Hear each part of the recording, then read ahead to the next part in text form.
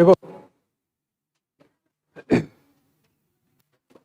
हम लोग पढ़ रहे थे यहाँ पे लिविंग वर्ड, तो पहले क्लास लिविंग वर्ड रिवाइज कर लेते हैं, फिर आगे चलते जो आपका जो सेकेंड पार्ट है रिप्रोडक्शन ऑर्गेनिज्म, है ना, उसके बाद रिप्रोडक्टिव करवा देते हैं आपको, ठीक है। जैसे हमने बताया सबसे पहले जो लिविंग के मैंने कैरेक्टर बताए थे, कितने कैरेक्टर थे? 5। कौन कौन से?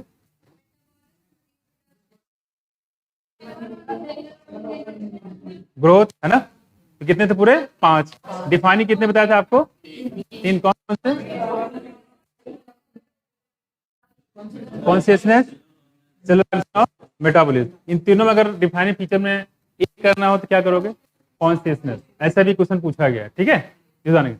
The term new systematic was given by, new systematic किसने दिया पता है? जूलियस हक्सले, लिनियस नहीं, जूलियस हक्सले। किसने? Julius Huxley. जूलियस हक्सले ने टर्म न्यू सिस्टमैटिक दिया था, ठीक है, सुधार रखिएगा। अभी मैं कुछ करा भी दूंगा आपको, ठीक है। इसके बाद मैंने बताया था फाइलम, नहीं पुराना ही है, बताया था फाइलम का वर्ड किसने डिस्कवर किया बताओ? क्यूवियर ने। किसने? क्यूवियर में। और ट्राइब किसके बीच में होता है बताओ? जीनस और फैमिली के बीच में, है ना। मस्का डोमेस्टिका का हमने क्लास बताया था, कौन सा था? इंसेक्टा, है ना। ऑर्डर क्या था? डिप्टेरा। फाइलम क्या था? आर्थ्रोपोडा, है ना। और इसका जीनस क्या था? Genus musca. Species domestic. टेटिकम स्टीवन की फैमिली कौन सी बताई थी आपको?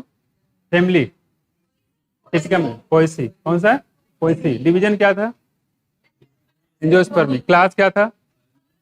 मोनोकॉट था, ठीक। ऑर्डर क्या था? ठीक है, कोएल्स है। ह्यूमोसेपियंस की बात कर रहे थे यहाँ पे, तो होमोसेपियंस में क्लास क्या था? Class Mammalia. फाइलम क्या है? फाइलम कॉर्डेटा, है ना। फाइलम क्या है? कॉर्डेटा। मैंगो का ऑर्डर बताइए। सेपेंडेल। क्लास क्या है? क्लास डाइकॉट है, सही कह रहे हो, सही तो कह रही है, क्लास डाइकॉट ही है भाई, क्लास डाइकॉट है ना। और डिवीजन क्या है? एंजियोस्पर्मी, है ना। क्लास डाइकॉट है, डिवीजन है एंजियोस्पर्मी। और ऑर्डर क्या है? एना ऑर्डर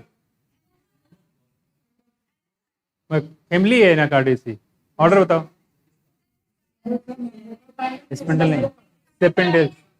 सेपेंडेल्स होता है, क्या होता है? सेपेंडेल्स होता है, ठीक है। चलो ये बताओ कि इसमें जो हर्बेरियम होता है उसमें डेड प्लांट होते हैं कि डेड एनिमल, कि दोनों? हाँ, डेड प्लांट। और बोटेनिकल गार्डन में लिविंग प्लांट। म्यूजियम में डेड प्लांट और डेड प्लांट, डेड प्लांट और डेड एनिमल, है ना। और इंसेक्ट को कैसे रखते थे हम लोग? कलेक्टिंग, किलिंग और फीडिंग। जू में क्या स्टडी करते हम लोग? जू में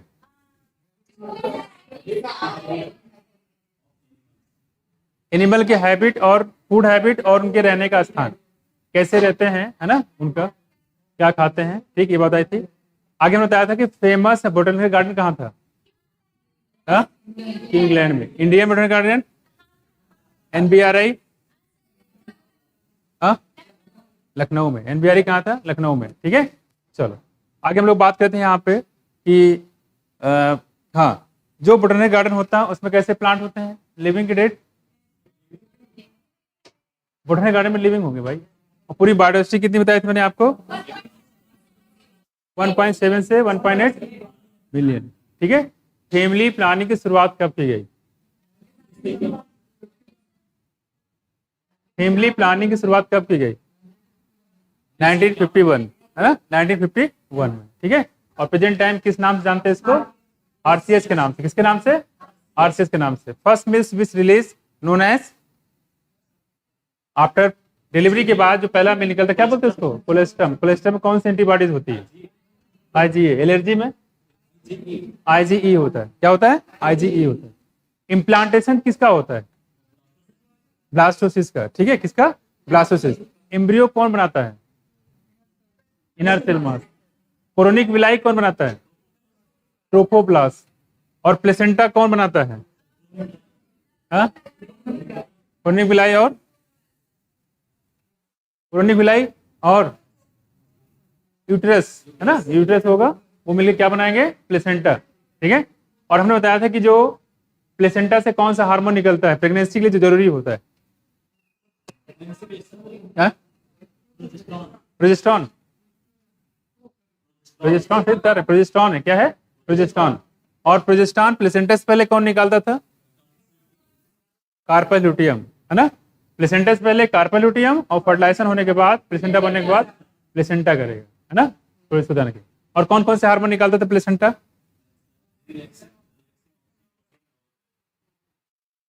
प्रोजेस्टेरॉन, एससीजी, एसपीएल, है ना। और इलेक्शन निकलता था कहां से, ओवरी से, है ना, कहां से, ओवरी से। ठीक है, तो ये हम लोग कुछ बात करें यहाँ पे, जो 6 मंथ में होता है प्रेगनेंसी में क्या क्या मॉडिफिकेशन होता है,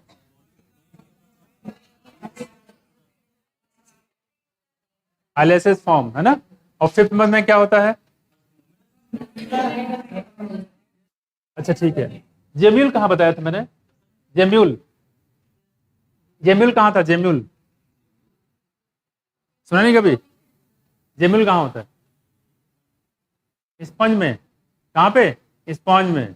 कोनिडिया कहाँ बताया था, कोनिडिया है, कोनिडिया होता है, तुमने पढ़ा नहीं क्या, रिप्रोडक्शन ऑर्गेनिज्म, हाँ ठीक है, नहीं पढ़ा तो पढ़ाएंगे इसको, ठीक है। मतलब आपका रिप्रोडक्टिव हेल्थ से या रिप्रोडक्शन वाले टॉपिक से लास्ट से स्टार्ट हुआ मुझे लग रहा है ना, ठीक है, तो कोई दिक्कत नहीं। ये पूरा मैंने लिविंग वर्ड का पूरा करा दिया है, कुछ पॉइंट यहाँ पे बचे रह गए तो उसको देख लेते हैं। यहाँ पे देखो, हाँ ये की था, ठीक है, की में हमने बताया था, यहाँ पे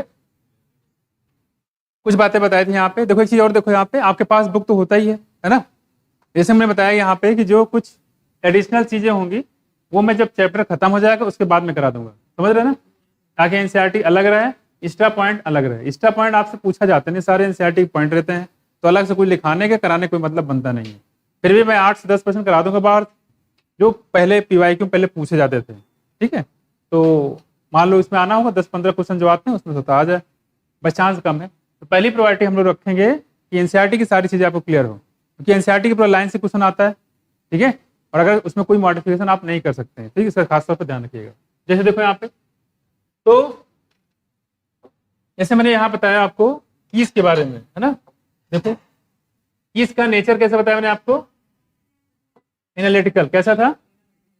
पहली चीज यहाँ बताया था कि जो अगर हम कीज के बारे में बात करें, ठीक है, तो कीज का हमने बताया था यहाँ पे, पहली चीज ये प्लांट के लिए एनिमल यूज होता है कि एनिमल के लिए, दोनों के लिए। सबसे इंपॉर्टेंट ये है कि प्लांट एनिमल दोनों के लिए यूज करता है, ठीक है।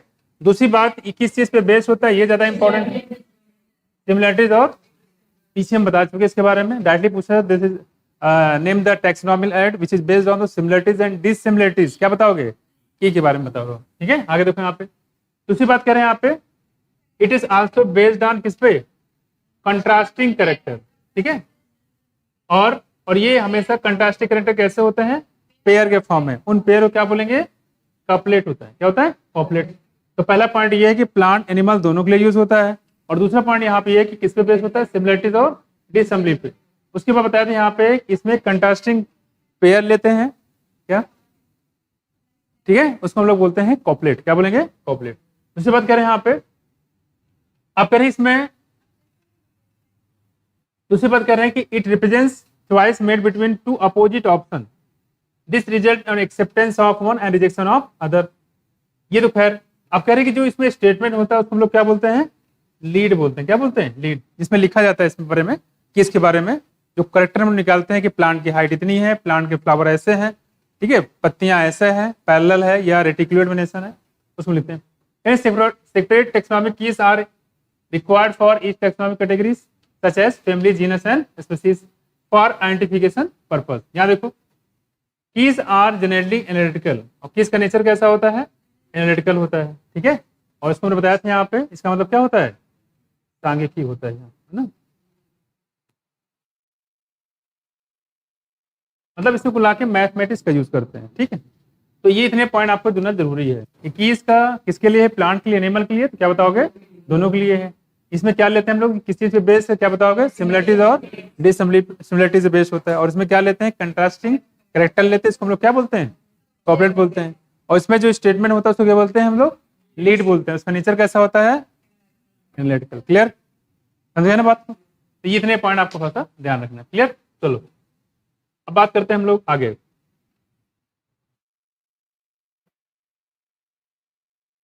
अगला हम लोग बात करें यहाँ पे, देखो फ्लोरा के बारे में। किसका? फ्लोरा।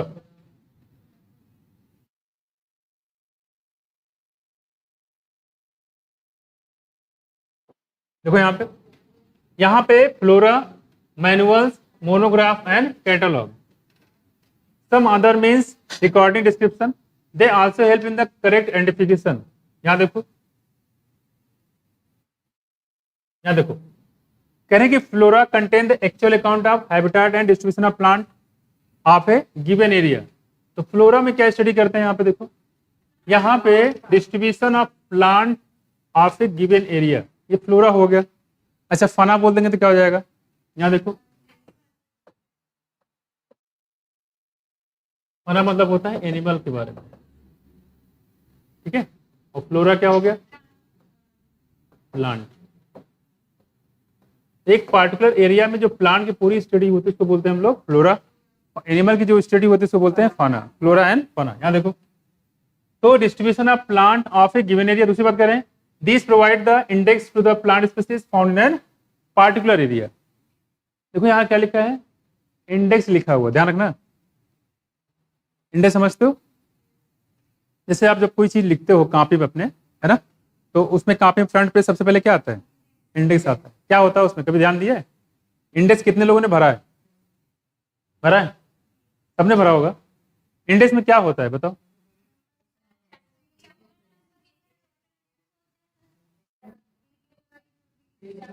ठीक है, मतलब उस कॉपी में क्या है उसका देखने से तो क्या होता है? इंट्रो होता है।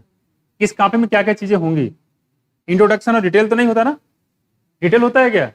इंडेक्स में कभी डिटेल नहीं होता है। वैसे जो हमारा फ्लोरा होता है उसमें क्या होता है? मात्र distribution of plant of a given area, this provide the index to the plant species. यानी बहुत सारे प्लांट होंगे लेकिन उस प्लांट के बारे में ज्यादा डिस्क्रिप्शन नहीं होता है। क्या होता है उसका? सिर्फ इंडेक्स होता है, इंट्रो होता है कि ये प्लांट यहाँ पाया जाता है और इसका ये नाम है, दो तीन लाइनें उसकी होती है ना। इसलिए आप ध्यान रखिएगा, डिस्क्रिप्शन नहीं होता है, इंडेक्स होता है। पहली चीज तो ध्यान रखिएगा। दूसरी बात देखो, यहाँ पे मैनुअल की बात करते हैं, are useful in providing information for identification of names of species found in area. तो यहाँ मैनुअल की बात करें, useful in providing the information for identification of an name of a species found in an area. तो कह रहे हैं किसी भी स्पीसीज का जो नाम होता है, किसी पार्टिकुलर एरिया पे पाए जाने जो स्पीसीज होते हैं उसके नाम के बारे में स्टडी होता है किसमें? मैनुअल में। किसमें? मैनुअल में। ठीक है, हाँ हाँ अलग है, वो अलग है, ये अलग है। दूसरी बात कह रहे हैं मोनोग्राफ के बारे में बात कर रहे हैं, contains formation of any one taxon. क्या मतलब इसमें? मैनुअल में, सॉरी मोनोग्राफ में किसी एक टैक्सॉन के बारे में नाम दिया होता है। जैसे मोनो मतलब क्या होता है? वन। एक टैक्सॉन मतलब जैसे फाइलम, क्लास, ऑर्डर, फैमिली, इनमें किसी एक टैक्सॉन के बारे में जानकारी होती है। तो किसी एक टैक्सॉन के बारे में जानकारी तो क्या बोलेंगे? मोनोग्राफ। किसी पार्टिकुलर एरिया में पाए जाने प्लांट के इंडेक्स होते हैं, क्या बोलेंगे इसको? फ्लोरा। क्या बोलेंगे? फ्लोरा। डिस्क्रिप्शन नहीं, सिर्फ इंडेक्स होता है, क्या बोलेंगे इसको? फ्लोरा। बस में।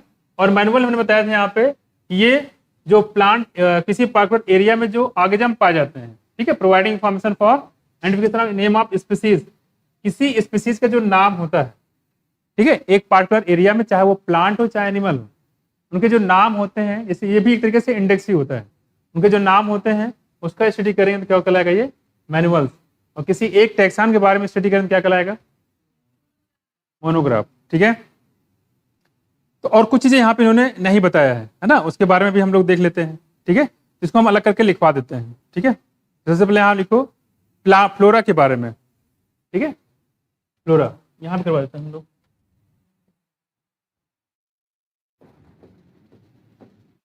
इसको वहीं बुक में लिख लो, फ्लोरा। ठीक है, तो इसमें क्या स्टडी करते हैं हम लोग? प्लांट के बारे में। किसके बारे में? प्लांट के बारे में। ठीक है,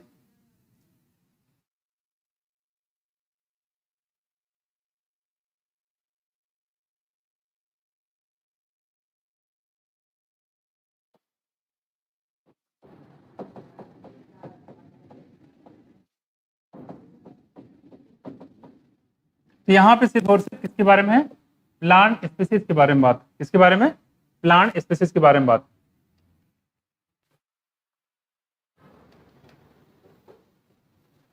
उसके बाद देखो क्या है, मोनोग्राफ।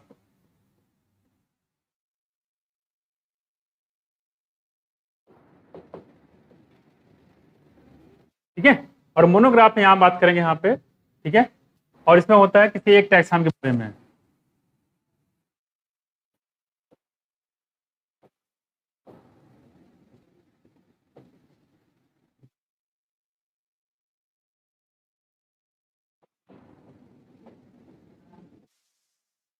किसी एक टैक्सॉन के बारे में होता है तो उसको बोलेंगे हम लोग मोनोग्राफ। क्या बोलेंगे, मोनोग्राफ। ठीक है, ये हो जाएगा यहाँ पे। इसके बाद हम लोग बात करते हैं यहाँ पे, अगला हमारे पास है जैसे फाना, तो मैंने बता दिया, इसमें तो है नहीं ज्यादा। ठीक है,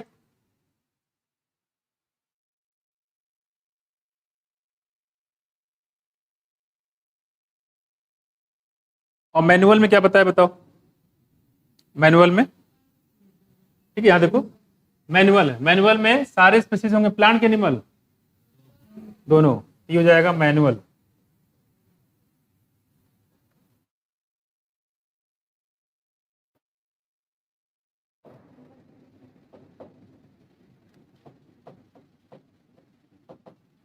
पार्टिकुलर एरियम पायोनियर्स ऑल द स्पीसीज के बारे में। ठीक है, इसमें प्लांट भी आ जाएगा और क्या आ जाएगा,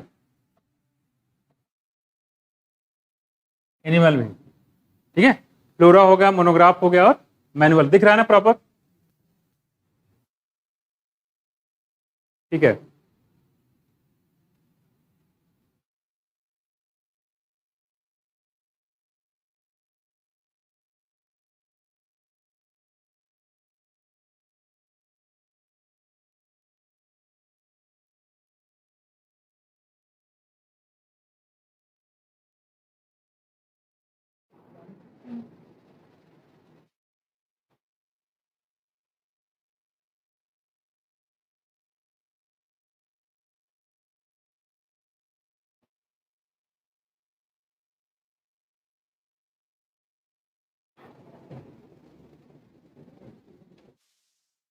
ठीक है, अगला हमारे पास है, देखो क्या है, कैटलॉग। ये देखो, हाँ, रिकॉर्डिंग डिस्क्रिप्शन है, कैटलॉग में इधर कर देता हूँ।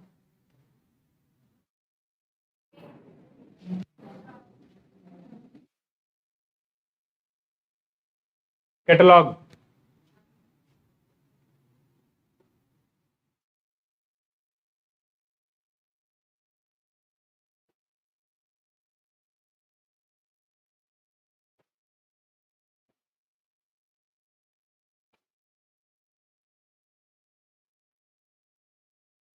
तो मैं अलग से करा देता हूँ।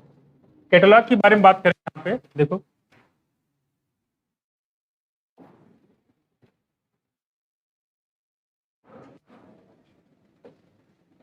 अगला हमारे पास बचा हुआ है कौन सा, कैटलॉग। ठीक है,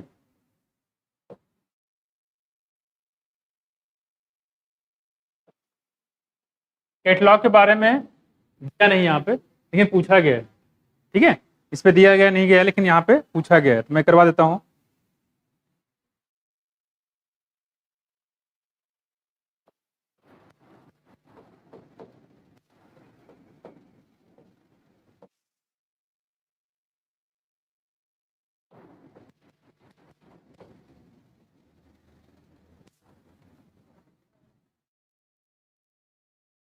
ठीक है, नोट कर लो।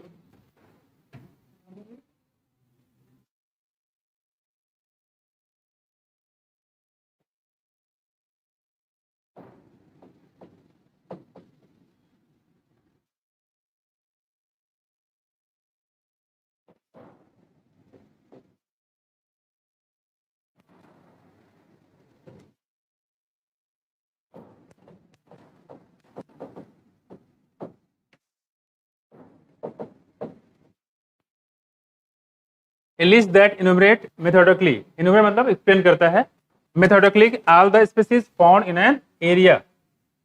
ठीक है, लेकिन सिर्फ इंडेक्स पर्पस, ये यहाँ भी है, सिर्फ रेफरेंस होता है, बहुत डिटेल इसके बारे में होता नहीं है।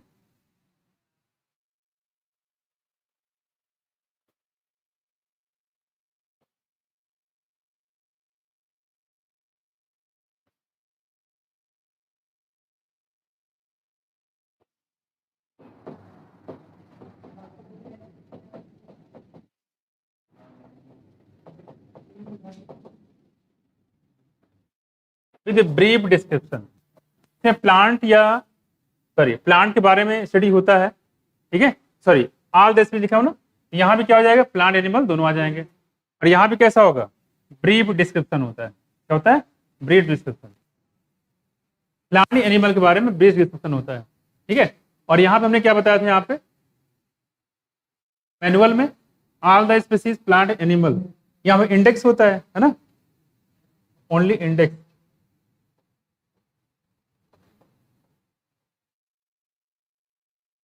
यहाँ इंडेक्स होता है लेकिन डिस्क्रिप्शन नहीं होता है। और यहाँ क्या होता है, देखो कैटलॉग में लिस्ट दैट इनोवरेट मेथोडिकली स्टेप बाय स्टेप 1 2 3 करके all the species found in an area with brief description. यहाँ पे ब्रीफ डिस्कशन भी उसके बारे में होता है, प्लांट के बारे में जानकारी दी जाती है, लेकिन बहुत शॉर्ट में, एक्सप्लेन नहीं होता है। ये है कैटलॉग, ये एक बार पूछा गया था, ठीक है। तो पहला हमारे पास हो गया फ्लोरा, मोनोग्राफ, मैनुअल्स और कैटलॉग।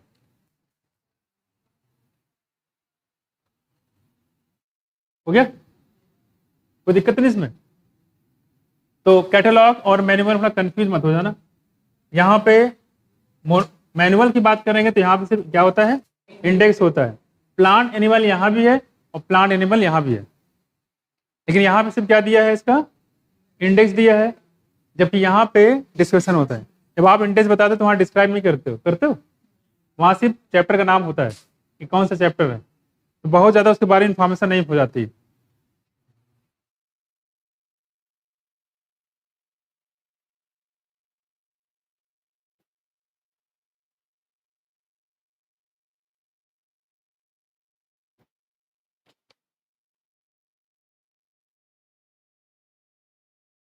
हो गया बच्चे,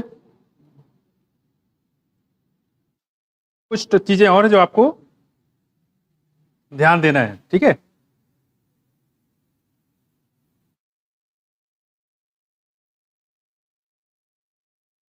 अब देखो यहाँ पे जस्ट समरी देख लेते हैं, समरी पूछो तो देख लेते हैं आप। अच्छा सुनो, ये क्लियर हो गया ना, इसमें कोई दिक्कत तो नहीं है। फिर से देख लो मैंने क्या बताया, फ्लोरा का मतलब है क्या, प्लांट स्पीसीज। प्लांट स्पीसीज के बारे में, किसी पार्टिकुलर एरिया में प्लांट के स्पीसीज के बारे में स्टडी करेंगे, क्या बोलेंगे इसको, फ्लोरा। मोनोग्राफ की बात करें, यहाँ पे किसी एक टैक्सान के बारे में स्टडी करते हैं, ठीक है, किसी एक टैक्सान का क्या बोलेंगे इसको, मोनोग्राफ।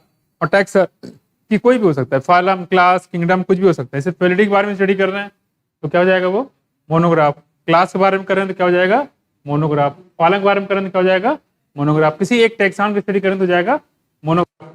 मैनुअली बात करते हैं, हमने बताया था यहाँ पे कि सारे स्पीसीज होते हैं, प्लांट एनिमल दोनों होते हैं, ठीक है। फर्क क्या है देखो, कैटलॉग और मैनुअल में क्या फर्क बताओ। यहाँ सिर्फ इंडेक्स होता है, जैसे आप कॉपी में पढ़ते हो, और यहाँ पे डिस्क्रिप्शन होता है।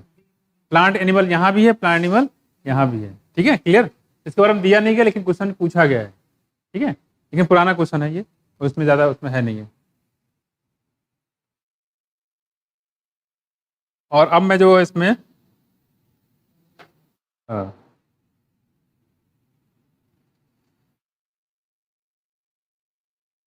समरी में देख लो, कुछ खास इसमें तो है नहीं है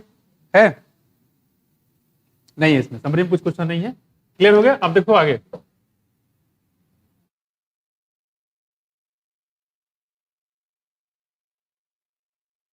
क्वेश्चन देख लेते हैं।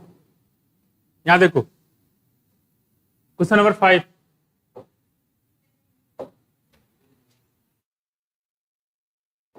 बोलो। देखो, given below is the scientific name of mango. Mango का साइंटिफिक नेम है, क्या नाम है, इसमें क्या गड़बड़ है, ये गड़बड़ है। मैंगी फेरा इंडिका ये क्या है, ठीक है। और मैंगी फेरा इंडिका अगर लीन कर देता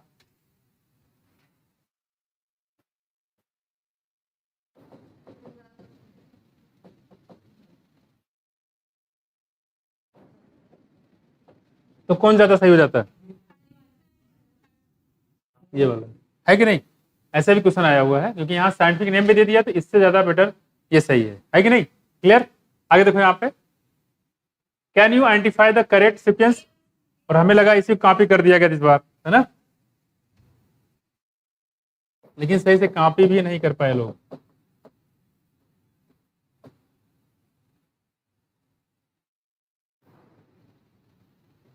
ठीक है, देखो, can you identify the correct sequence, बताना है टैक्सोनॉमिक कैटेगरी का, बताओ इसमें कौन सा करेक्ट है? दो सही हैं, दोनों सही है। जरा इसको देखो, यहाँ क्या लिखा देखो, स्पीसीज, ऑर्डर, फाइलम और किंगडम। देखो सबसे बड़ा ये होता है, उससे नीचे ये, नीचे ये है और सबसे नीचे ये है, इसका मतलब ये भी सही है। बी वाला देखो क्या लिखा है, जीनस, जीनस के बाद स्पीसीज आया, स्पीसीज के बाद ऑर्डर नहीं आता है, ये क्या हो गया है? स्पीसीज के बाद देखो क्या लिखा है, जीनस, जीनस के बाद ऑर्डर के बाद फाइलम, इसका मतलब क्या हो गया? ए भी सही और सी भी सही है। ठीक है, ठीक है,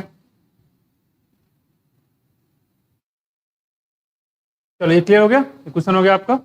ठीक है, बस यहाँ पे जो ऑर्डर दे दिया था वो थोड़ा गड़बड़ दे दिया था, है ना, वो ऑर्डर था नहीं, असेंडिंग कोई ऑर्डर ही नहीं था। क्लियर, चलो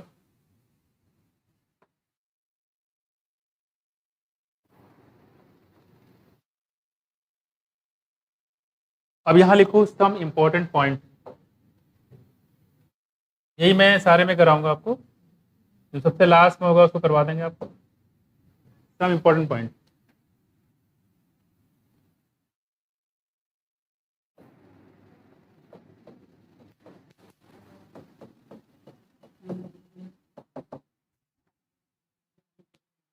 सम इंपॉर्टेंट पॉइंट।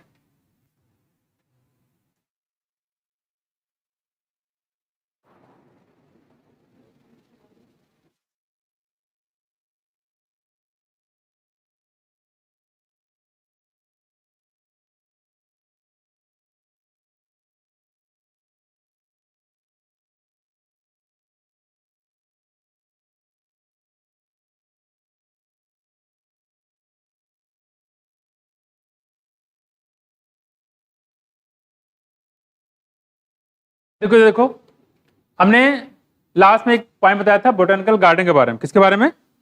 बोटेनिकल गार्डन के बारे में। देखो अभी नोट मत करना,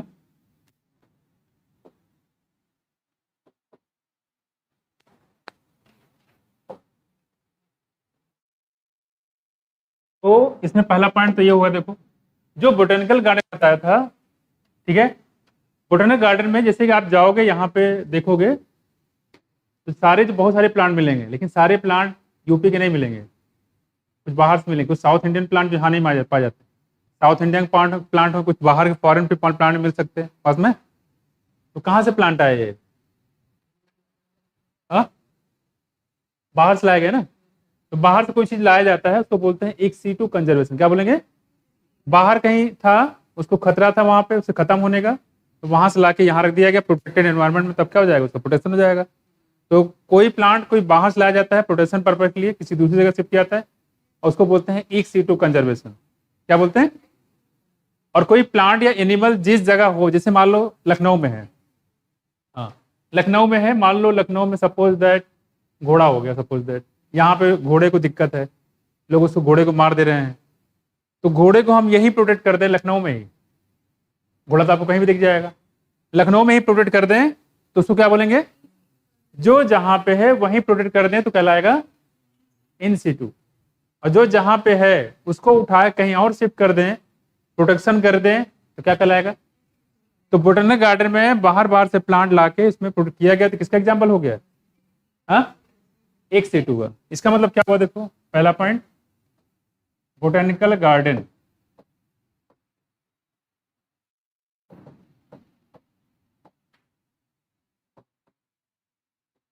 किस चीज का एग्जाम्पल हो गया? एक सीटू कंजर्वेशन।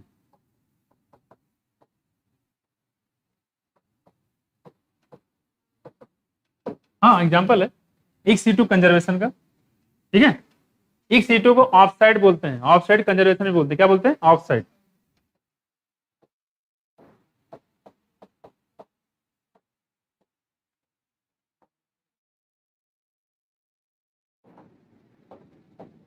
ठीक है, अच्छा नेशनल पार्क की बात करेंगे तो, नेशनल पार्क जैसे एनबीआरआई, नेशनल पार्क की बात करेंगे तो यहाँ पे क्या होता है, ये इन सीटू का एग्जाम्पल, किसका, इन सीटू का, देखो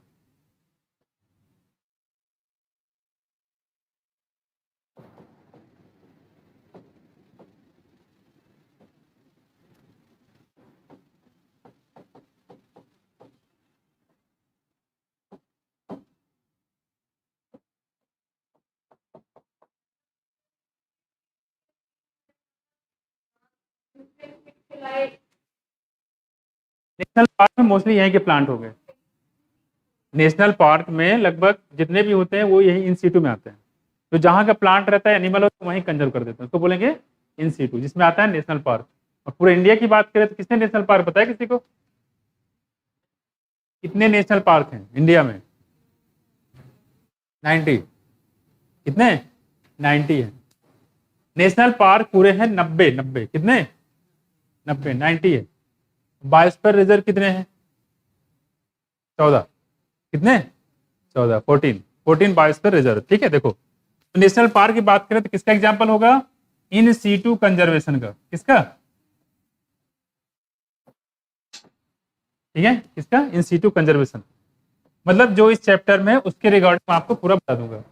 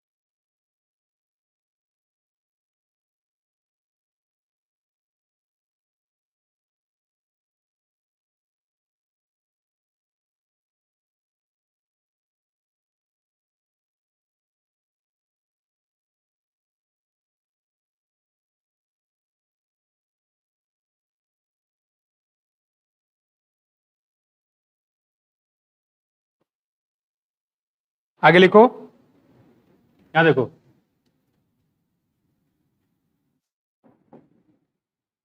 static concept of species was put forward by Linnaeus। कौन, लिनियस। किसने दिया था बताओ, लिनियस ने।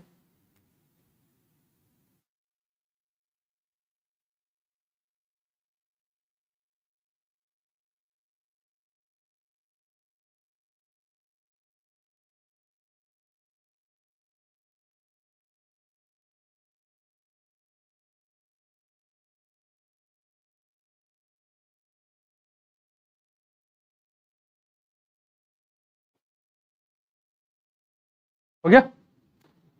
तो static concept of species was put forward bye, किसने दिया, लिनियस ने। किसने, लिनियस ने। लेकिन आपसे पूछे बायोलॉजिकल स्पीसीज का कॉन्सेप्ट किसने दिया, आपसे पूछे स्पीसीज के कॉन्सेप्ट किसने दिया, याद है, तीनों अलग अलग क्वेश्चन है। स्पीसीज के कॉन्सेप्ट जॉनरे,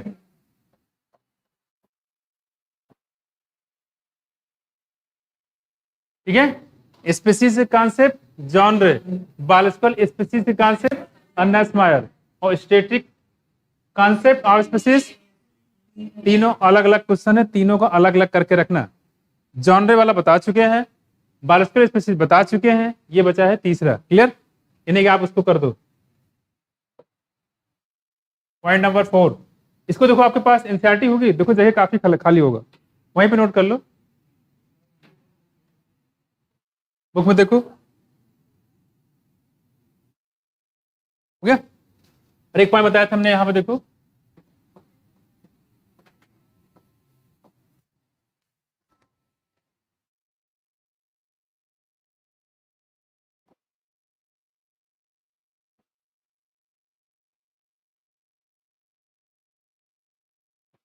किसने दिया,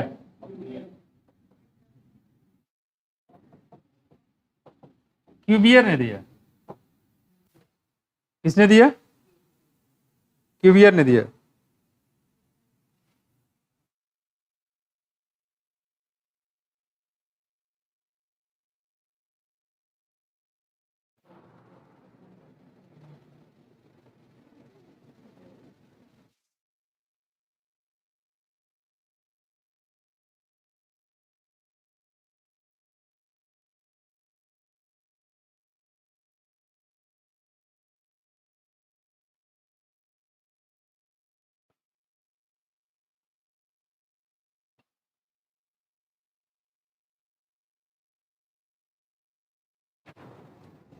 इधर बात नहीं, इधर देखो 5, इधर देखो एक टर्म है, इसका अभी पूछा था मैंने आपसे, न्यू सिस्टमैटिक।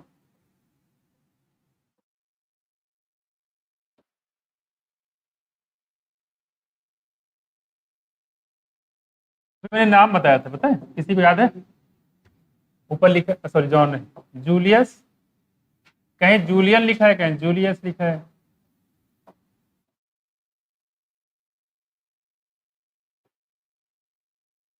जूलियन हक्सले या जूलियस हक्सले? न्यू सिस्टमैटिक किसने दिया बताओ? हाँ?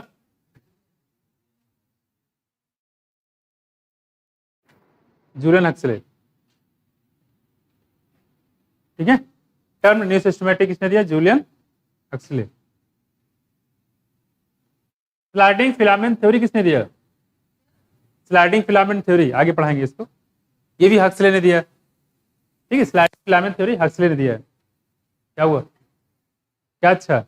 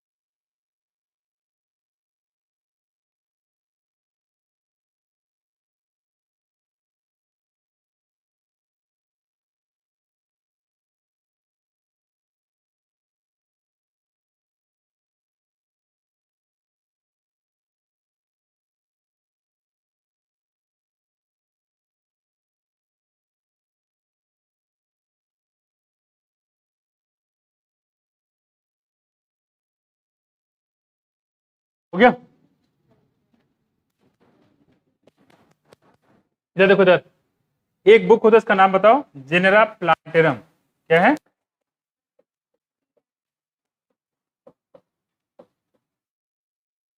जेनेरा प्लांटेरम किसने लिखा? Engler and Prandtl.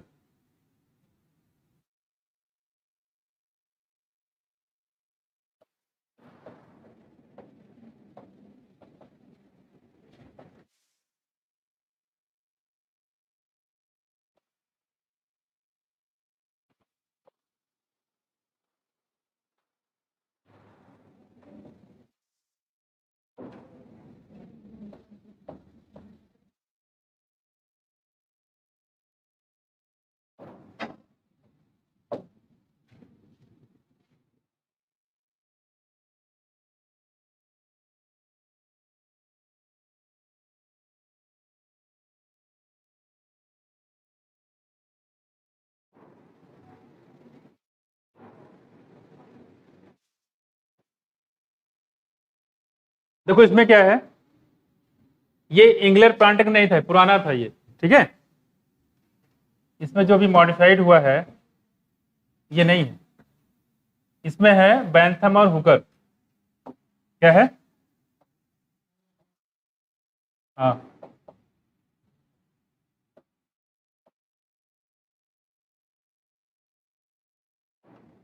Bentham and Hooker.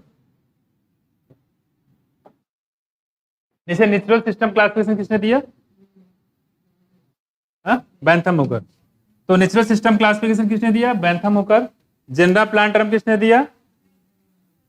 Bentham and Hooker. Species plantarum किसने दिया? स्पीसीज प्लांटरम लेनियस ने। स्पीसीज प्लांटरम किसने दिया? सिस्टमा नेचुरी किसने दिया? लिनियस ने। सिस्टमा नेचुरी लिनियस ने, स्पीसीज प्लांटरम लिनियस ने, नेचुरल सिस्टम नहीं भाई, Bentham and Hooker. Genera plantarum Bentham and Hooker. Clear है? स्पीसीज प्लांटरम जनरा प्लांटरम, तो जनरा प्लांटरम किसने लिखा? बैंथम एंड हुकर ने। स्पीसीज प्लांटरम किसने लिखा? लिनियस ने। उसको लिखवा दें क्या नीचे? 7 नंबर डाल दो। हाँ कंफ्यूज हो जाएगा, बात सही कह रहे हो। लिख लो स्पीसीज प्लांटरम।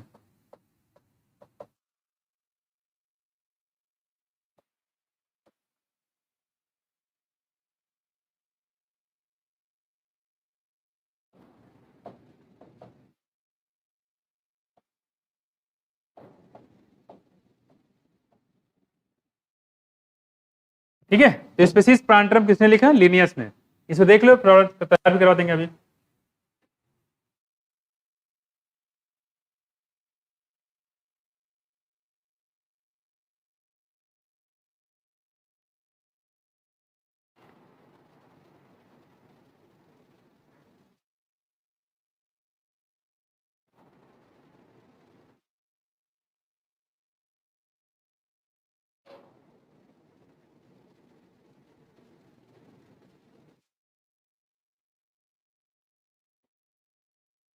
हो गया? फिर से देखो, बोटेनिकल गार्डन किसका एग्जांपल होगा बताओ? इन सीटू कंजर्वेशन या ऑफ साइट। क्लियर? एक सीटू कंजर्वेशन, एक सीटू कंजर्वेशन या ऑफ साइट। नेशनल पार्क किसका एग्जांपल बताओ? इन सीटू का। किसका है? इन सीटू का। स्टैटिक कांसेप्ट स्पीसीज किसने दिया? ये सब एक ही जैसे वर्ड है, कंफ्यूज कर सकते हैं। ठीक है, और टर्म फाइलम किसने दिया? किवियर ने। टर्म सिस्टमैटिक किसने दिया? जूलियस हक्सले ने। ठीक है, और जनरा प्लांटरम किसने लिखा? बैंथम एंड हुकर ने। और स्पीसीज प्लांटरम किसने लिखा? सिस्टमा नेचुरी किसने दिया? Species plantarum. ठीक है, बायनोमियल नॉमेनक्लेचर लिनियस ने।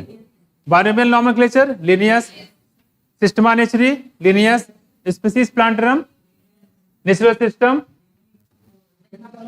Bentham and Hooker. किसने? Bentham and Hooker. क्लियर? कोई दिक्कत नहीं इसमें? इस तरीके से चैप्टर हो गया आपका खत्म। क्लियर? चैप्टर आपका ये जो पहला है लिविंग वर्ड का, ये खत्म हो गया। ठीक है, अब इसके बाद में इसमें, हाँ बोलो, टेस्ट करवा दें? टेस्ट के लिए सर से बोलो ना, सर करवा देंगे। ठीक, ठीक है। क्लियर है सबको? अब आते हैं 12th में जहाँ पे स्टार्ट कराना था। ठीक है,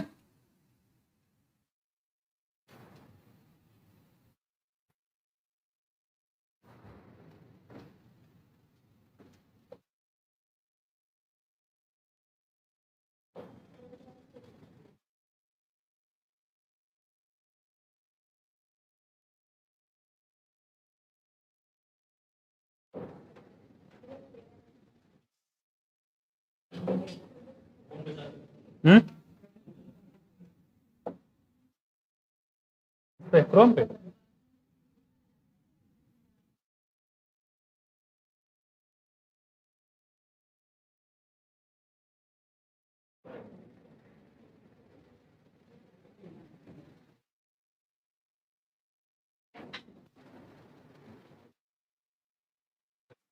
है?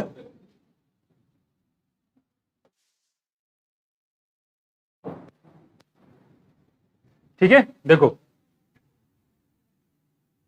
अगला हमारे पास चैप्टर है कौन सा? Reproductive health. ठीक है,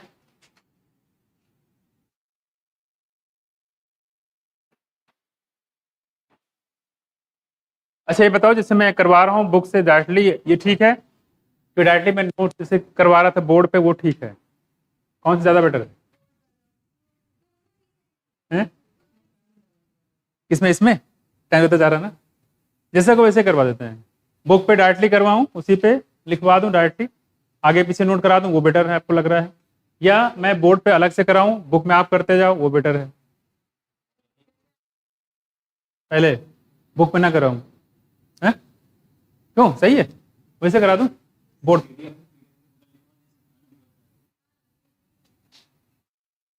ठीक है, वही तो करवा रहे हैं इसमें। तो बुक खुलेगा, यहाँ पे पेज खुलेगा, उसके अगल बगल करवा दो, ज़्यादा बेटर है। आपको एक आइडिया रहेगी कहाँ लिखना है मुझे एक्चुअल में, है ना। तो मैं ऐसे करवा तो आपको बिल्कुल आइडिया नहीं है। ठीक है, बाकी दोनों करा सकता हूँ इसमें। ठीक है, तो देखो, अच्छा देखो, फैमिली प्लानिंग शुरुआत मैंने कब बताई बोलो, हाँ 1951 में, है ना।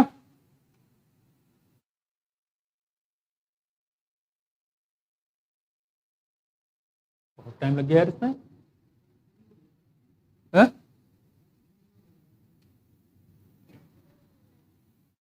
ठीक है, देखो देखो यहाँ पे आगे हमारे पास पेज नंबर है 58, देखो मिला 58। ये मैंने कहाँ तक कराया था इसको, हेल्थी सोसाइटी। हाँ ठीक है ठीक है ठीक है, हेल्थी सोसाइटी की बात कर लेते हैं यहाँ पे 296। इसको होने दो, पहले चलते हैं हम लोग। आप कह रहे देखो पेज नंबर आ जाओ, क्या लिखा हुआ देखो। हम बात करेंगे 58 पे, कह रहे हैं यहाँ पे सक्सेसफुल इम्प्लीमेंटेशन, इम्प्लीमेंटेशन मतलब लागू करना किसी चीज को, ठीक है। Successful implementation of various action plan to attain reproductive health requires strong infrastructure facilities. कह रहे इसके लिए इंफ्रास्ट्रक्चर बहुत ज्यादा चलनी चाहिए, काफी बड़ा, है ना। और दूसरी बात कह रहे हैं यहाँ पे professionals expertise and material support. Material support मतलब जैसे आपको हॉस्पिटल खोलना है तो हॉस्पिटल के लिए पूरे डॉक्टर चाहिए, इसके अलावा अल्ट्रासाउंड मशीन, बाकी जो मशीनें होती हैं जांच के लिए वो सारी चाहिए, तो उसमें काफी ज्यादा पैसे लगते हैं, वो चीज होना जरूरी है। दूसरी बात करें कि these are essential to provide medical assistance and care to people to reproduction related problem like pregnancy, delivery, STD, abortion, contraception, menstrual problem, ठीक है, इनफर्टिलिटी। तो कह रहे हैं इसके लिए हमें क्या चाहिए, मेडिकल डॉक्टर चाहिए जो लगातार लोगों को असिस्ट करे, लोगों को बताए, उसके बारे में इंफॉर्मेशन दे, जानकारी दे, है ना। अब क्या कह रहे हैं देखो, दूसरी बात कह रहे हैं यहाँ पे कि जो implementation of better techniques and new strategies from time to time are also required to provide more efficient care and assistant to people. इसके बाद जो पॉइंट लिखा जरा उसको देखो, लिखा हुआ है स्टेशनरी बैन ऑन एमनियोसेंटेसिस, कि जो एमनियोसेंटेसिस होता है उस पर बैन लगा देना चाहिए, इसको बोलते हैं वैधानिक चेतावनी। बस में एमनियोसेंटेसिस पे बैन लगा देना चाहिए, है ना, बोलते हैं इस पे वैधानिक चेतावनी डाल दिया जाए कि जो एमनियोसेंटेसिस कराएगा उस पर ये सारे केस हो जाएंगे। बस में नहीं, वही कह रहे हैं यहाँ पे एमनियोसेंटेसिस। अब है क्या देखो, a foetal sex determination test based on a chromosomal pattern in the amniotic fluid. ठीक है, देखो यहाँ जरा, जैसे मान लो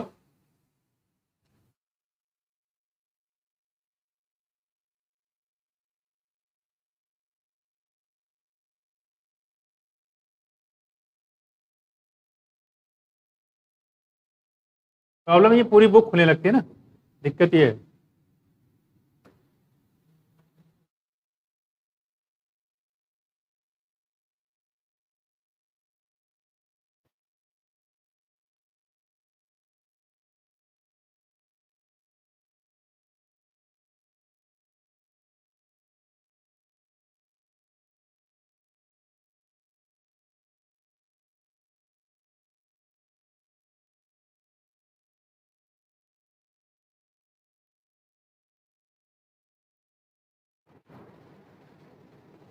ठीक है, देखो यहाँ की एक टर्म डाला गया है एमनियोसेंटेसिस। क्या है, एमनियोसेंटेसिस। ठीक है, देखो दिक्कत है इसका,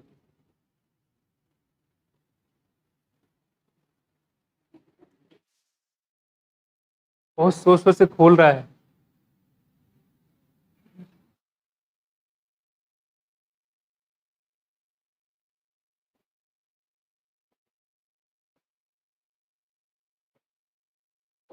थोड़ा उसको खुलने दो, जब खुलना खुलेगा। देखो यहाँ पे एक टर्म होता है यहाँ पे एमनियोसेंटेसिस, इधर भी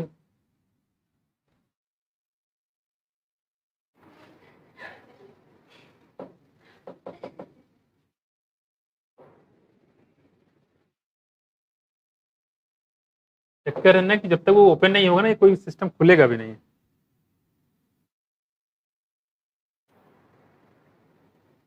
सबसे अच्छा वही था हमारा। इसे खुलने तो उधर स्टार्ट करते हैं।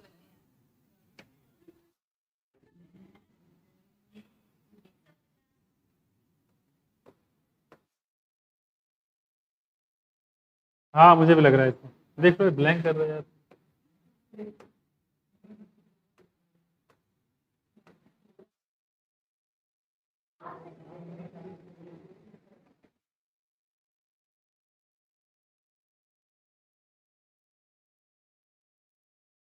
जाओ ले आओ, अंतु जी बुला के लेके आओ।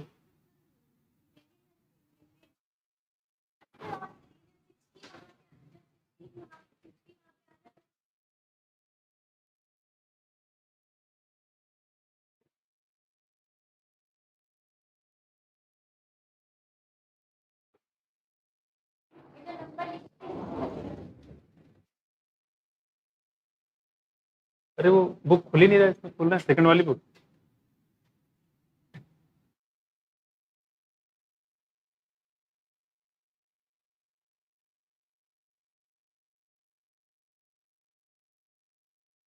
इसका डायरेक्ट नहीं है कि पीडीएफ बना दें आप? पीडीएफ कहाँ, वो डाउनलोड बार बार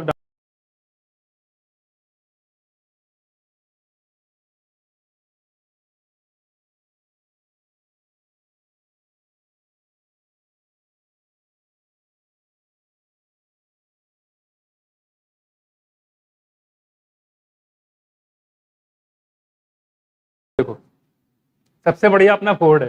ये तो देखो इधर, जैसे हम लोग बात करते हैं यहाँ पे एक टर्म बताया है एमनियोसेंटेसिस। ये देखो,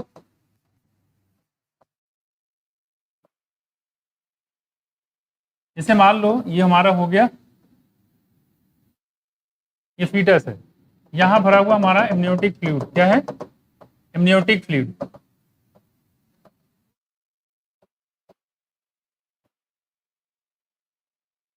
तो होता क्या यहाँ पे, इसे एमनियोटिक फ्लूइड आप निकालोगे यहाँ से, ठीक है।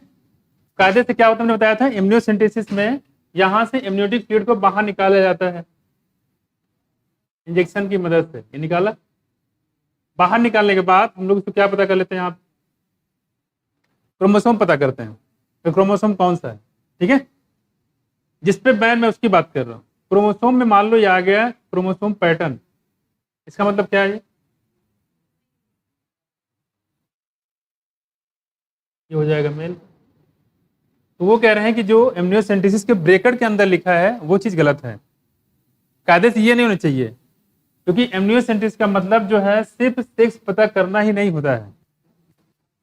एमनियोसेंटेसिस में बीमारियां भी पता की जाती है। कायदे से चीज नहीं लिखना चाहिए कि एमनियोसेंटेसिस के बगल में ब्रैकेट के अंदर कर दिया है टू सेक्स फीमेल सेक्स, है ना, फीमेल का सेक्स पता करना, यही नहीं होती। एमनियोसेंटेसिस में हम लोग जो है बीमारी भी पता करते हैं, ठीक है।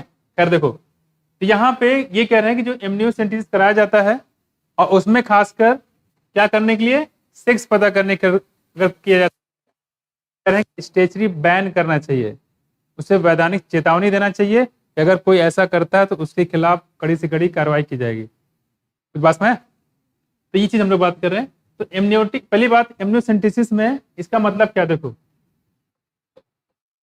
एमनियोसेंटेसिस में हम लोग यहाँ पे कुछ एमनियोटिक फ्लूइड निकालते हैं ये, और एमनियोटिक फ्लूइड निकालने के बाद जैसे हमने यहाँ बताया करिए कि मान लो ये निकाला, हो सकता है कि ये केस ना आए, हो सकता है ये केस आ गया, क्या कहलाएगा ये, क्लाइन फिल्टर, क्या बोलेंगे इसको, क्लाइन फिल्टर सिंड्रोम, ठीक है। और अगर मान लो ऐसे कुछ भी आ सकता हो, ये आ गया, क्या बोलेंगे इसको, टर्नर सिंड्रोम, क्या बोलेंगे, टर्नर सिंड्रोम। ये जेनेटिक बीमारी है। तो अगर हम एमनियोसेंटेसिस कराते हैं, नो डाउट ये भी पता हो सकता है, लेकिन इसके लिए नहीं बनाया गया है। पहली बात, इसके लिए नहीं बनाया गया है। बनाया किसके लिए गया है, जेनेटिक एबनॉर्मलिटी कोई है वो पता करने के लिए हम लोग किया करते हैं कि अगर मान लो ये आ गया तो कोई दिक्कत नहीं है, ये आ गया तो कोई दिक्कत, लेकिन अगर ये आ गया मान लो, इसका मतलब क्या है, जेनेटिक एबनॉर्मलिटीज है, तो ऐसे केस के लिए आप एबॉर्शन करवा सकते हैं। बस में ये लीगल है, ये लीगल है। लेकिन उसको आप एमनियोटिक फ्लूइड निकाल के अगर आप उसमें सेक्स पता कर रहे हो तो वो क्या है, वो अपराध है। आप जाते हो किसी हॉस्टल में, वहां क्या लिखा रहता है, बाहर एक बोर्ड लगा रहता है, उसमें लिखा रहता है हाँ, भ्रूण के जांच कराना यहाँ कानूनी अपराध है और पाए जाने पे दंडात्मक कार्रवाई की जा सकती है, ऐसे लिखा रहता है। तो वही चीज है इम्यूनोसेंटिस। तो इम्यूनोसेंटिस में हम लोग पता करते हैं बीमारी कौन सी है, साथ साथ उसमें सेक्स भी नो डाउट पता कर सकते हो, क्योंकि ये पता चले तो पता चल जाएगा। मिसयूज हो रहा है उसके लिए यहाँ पे बताया गया है कि इम्यूनोसेंटेसिस पे जो सिर्फ सेक्स पता करने के लिए किया जाता है वो क्या है, कानूनी अपराध है। क्या है, कानूनी अपराध है। समझ गए बात को? ये है इम्यूनोसेंटेसिस। कोई दिक्कत तो नहीं इसमें? तो देख लो यहाँ पे, तो यहाँ पे बताया गया है amniocentesis, a fetal sex determination based on the chromosomal pattern in the amniotic fluid surrounding the developing embryo for sex determination to legally check increasing female feticide। मतलब अगर यहाँ पे ये आपने एमनियोसेंटेसिस कराया किसी ने और यहाँ पे ये पता चल गया फीमेल, तो क्या करेंगे, इसी का फिर क्या कर देंगे, फीमेल फीटिसाइड हो जाएगा। मतलब ये है कि अगर फीमेल होगी तो उसको मार देते हैं लोग या एबॉर्शन करा देते हैं, है ना, ये हो जाए। इसको बोलते हैं फीमेल फीटिसाइड, कन्या भ्रूण हत्या। मैं कुछ तो जो क्रिमिनल होते हैं नॉर्मल मर्डर वाले केस, वही केस लगते हैं इस पे भी, है कि नहीं। Check increasing female foeticide, massive child immunisation etcetera, massive child immunisation. तो कह रहे हैं यहाँ पे, इसका मतलब ये हो गया कि जो बहुत सारे जो बच्चे होते हैं उनको इम्यूनाइज करते हैं। इम्यूनाइज मतलब वैक्सीनेशन देकर उनको इम्यूनाइज किया जाता है, ठीक है, जिससे कि उनकी इम्यून सिस्टम जो है वो मजबूत रहे। आगे देखो, are some programme that merit mention in this connection. कोई बात समझ आया? मतलब ये कहने मतलब जिससे पीछे मैंने बताया था, रेडियो, टीवी, अखबार, इसकी मदद से आप लोगों को जागरूक करेंगे, है ना। और क्या करेंगे, कहीं बच्चे मान लो छूट गया जिसको पोलियो ड्रॉप नहीं मिला हुआ, आप देखते हैं ऐड आता है कि नहीं, तो उसको क्या करेंगे, उसको बताएंगे भाई साहब जाके वैक्सीन लगवा लो, है कि नहीं, कोरोना से करके वैक्सीन लगवा लो। तो वैसे करें, उनको बताओ, जानकारी दो। और अगर कोई गलत तरीके से इम्यूनोसेंटेसिस करा रहा है, इसका मिसयूज कर रहा है, तो उसको आप क्या करोगे, उसको बताओगे। क्योंकि इम्यूनोसेंटेसिस कराना जिसमें आता है सेक्स पता कराना, ये कानूनी अपराध है, इसमें आपको जेल हो सकती है। बस मैं कुछ डॉक्टर को कि क्रिम जो करवा रहा है उसको, दोनों को ध्यान रखना, जो करेगा उसको भी, उसकी डिग्री भी जा सकती है ना, ये भी चीज है। इसलिए जो है कोई रिस्क नहीं लेता इसमें, क्लियर। तो जो करवा रहा है उसको भी, जो कर रहा है उसको, दोनों को यहाँ पे कार्रवाई हो जाएगी, ठीक है। खैर, तो ये हम लोग बात करें, इसमें क्वेश्चन में आया एमनियोसेंटेसिस क्लियर हुआ, कोई दिक्कत नहीं इसमें। तो एमनियोसेंटेसिस जिसमें फीमेल सेक्स पता किया जाए वो गलत है, एमनियोसेंटेसिस जिसमें बीमारी पैदा की जाए वो सही है। समझ गए? ये ना गलत है ना सही है, डिपेंड करता है इसका यूज क्या है। अगर मिसयूज करते तो गलत है कि नहीं। अब आ जाओ अगले पेज, देखो क्या लिखा हुआ है।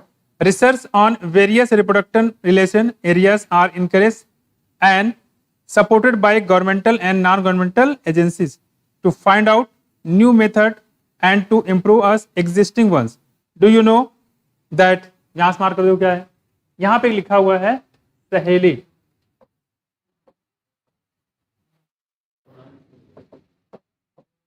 हाँ? उसमें कुछ है नहीं, इसलिए छोड़ दिया हमने। करेंगे सहेली a new oral contraceptive pills for female, ठीक है। ये जो पूरा नाम ऐसे होता है मेरी सहेली, है ना, लेकिन यहां पे दिया गया सहेली। खैर, तो ये कह रहे हैं क्या है, ये ओसीपी है। क्या है ओसीपी बोला था? हाँ, ओरल कंट्रासेप्टिव पिल्स, ठीक है। यानी ऐसी पिल्स, ऐसी गोली जो मुंह से खाई जाती है, इसको बोलते हैं क्या बोलेंगे, ओसीपी। ये सहेली है। खास बात क्या है, देखो खास बात ये है कि इसको बनाने वाले थे कौन, सीडीआरआई।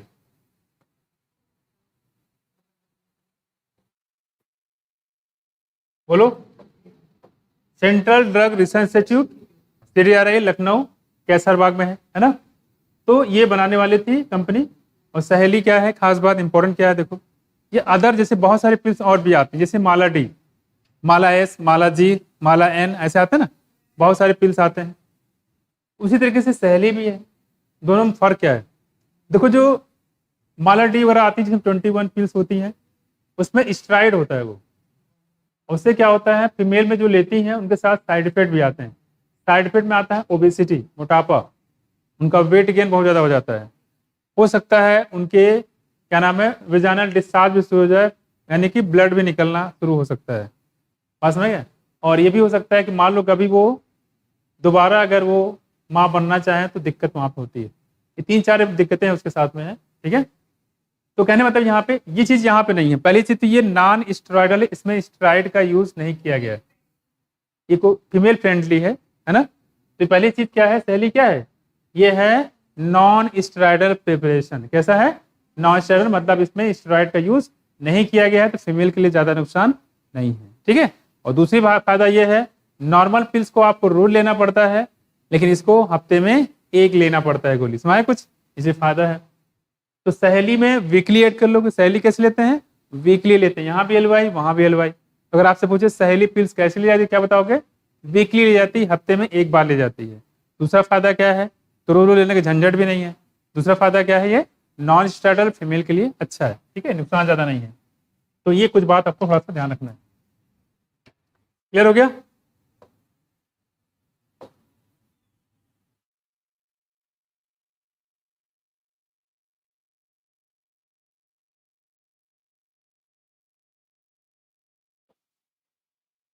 तो ये थोड़ा सा ध्यान रखिएगा। सहेली जो कि नॉन स्टेरॉइडल प्रिपरेशन है, बनाया गया था सीडीआरआई के द्वारा, है ना। किसके द्वारा, सीडीआरआई के द्वारा। ठीक है, तो ये पॉइंट आपसे पूछ सकता है।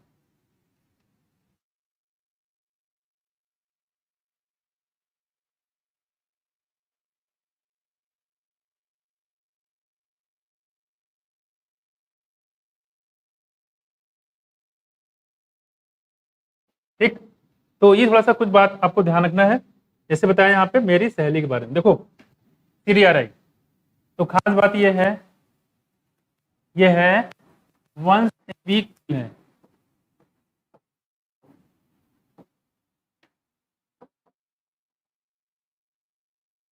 मतलब हफ्ते में एक बार ली जाती है। दूसरा देखो क्या है, नॉन स्टेरॉइडल है।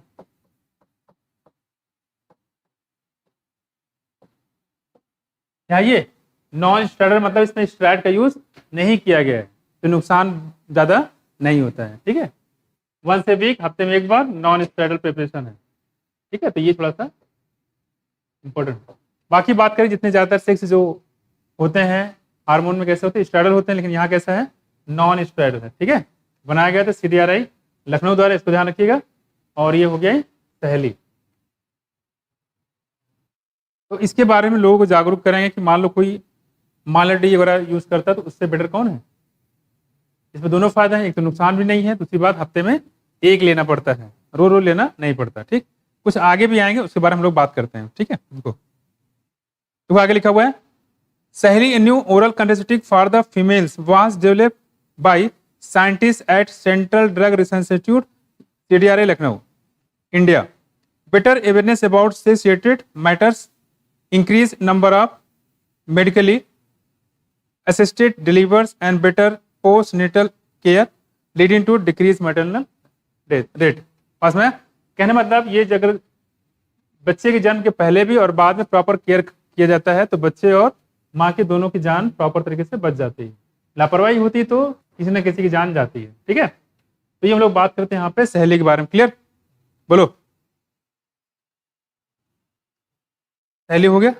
अब आते हैं अगले पेज पे, देखो, and infant mortality rate, increase number of couples with small families, better detections and cure of STD and overall increase medical facilitate for sex related problem, all medicate करें आप, all indicate improve reproductive health of society. मतलब क्या करें, मतलब ये है, ये तो खैर सारी चीजें है ही है। इसके बाद क्या है, लोग पूछेंगे भाई हम इसका यूज क्यों करें, तो उनको क्या बताओगे, देखो उनके बताया गया पहली चीज तो ये कि जिसे बताया गया कि स्मॉल फैमिली को प्रमोट करने का तरीका है, 2 बच्चे रहेंगे उनको प्रॉपर तरीके से आप क्या करोगे, उनका देखभाल कर सकते हो, पढ़ाई लिखाई कर सकते हो, है ना। तो वो आप ध्यान ज्यादा दे सकते हो। 5-6 बच्चे हो तो आप ध्यान नहीं दे पाओगे, कौन से बच्चे पढ़ाना है, कौन स्कूल गया कि नहीं गया, है ना, तो सारी दिक्कतें आएंगी। तो छोटी फैमिली को प्रमोट करने का एक तरीका ये भी है ना, इससे छोटी फैमिली को मेंटेन कर सकते हैं। क्लियर? बोलो। तो अब सवाल ये है कि जब हम लोग इसे बात कर रहे हैं तो इसमें क्या हो जाएगा, देखो अब इसमें हम लोग बात करेंगे यहाँ पे कि अब अगर मान लो ये सब क्यों बनाया गया है, ये सब इसलिए बनाया गया ताकि दो फायदे हैं। एक तो जो जिससे घर में बच्चे हैं उसको भी फायदा ये है कि फैमिली छोटी रहेगी, देखभाल कर पाएगा। दूसरी बात, देश का भी फायदा है, पॉपुलेशन कम होगा। क्योंकि अगर ये सब चीजें यूज नहीं की जाएंगी तो पॉपुलेशन लगातार बढ़ती जाएगी, और पॉपुलेशन बढ़ती जाएगी तो दिक्कतें कितनी आ जाएगी, रोटी कपड़ा मकान जो था उसकी दिक्कत हमेशा फिर से शुरू हो जाएगी। सुना है कुछ? तो ये चीज बड़ा जरूरी है। ठीक है, देखो अब आते हैं पॉपुलेशन एक्सप्लोजन, जनसंख्या विस्फोट, पॉपुलेशन एक्सप्लोजन। और इसमें जो नई बुक है, जो पुरानी बुक है, उसमें कुछ अल्टरेशन किया गया है। ठीक है, ध्यान रखिएगा। ठीक है,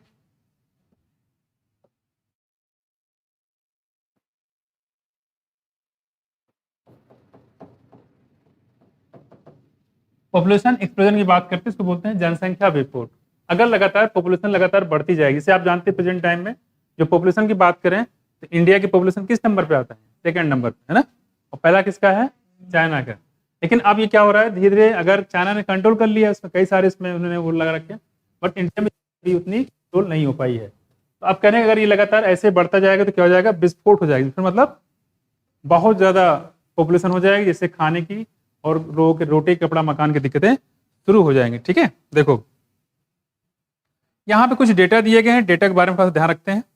ठीक है, कुछ नए डेटा भी है, कुछ पुराने भी। देखो क्या लिखा हुआ है, in the last century and all around the development in various field significantly the improve the quality life of the people. However आगे बताया गया increase health facilities along with a better living conditions and an explosive impact on the growth। क्या करें, पहले क्या होता है, इतने ज्यादा हॉस्पिटल नहीं हुआ करते थे, है ना।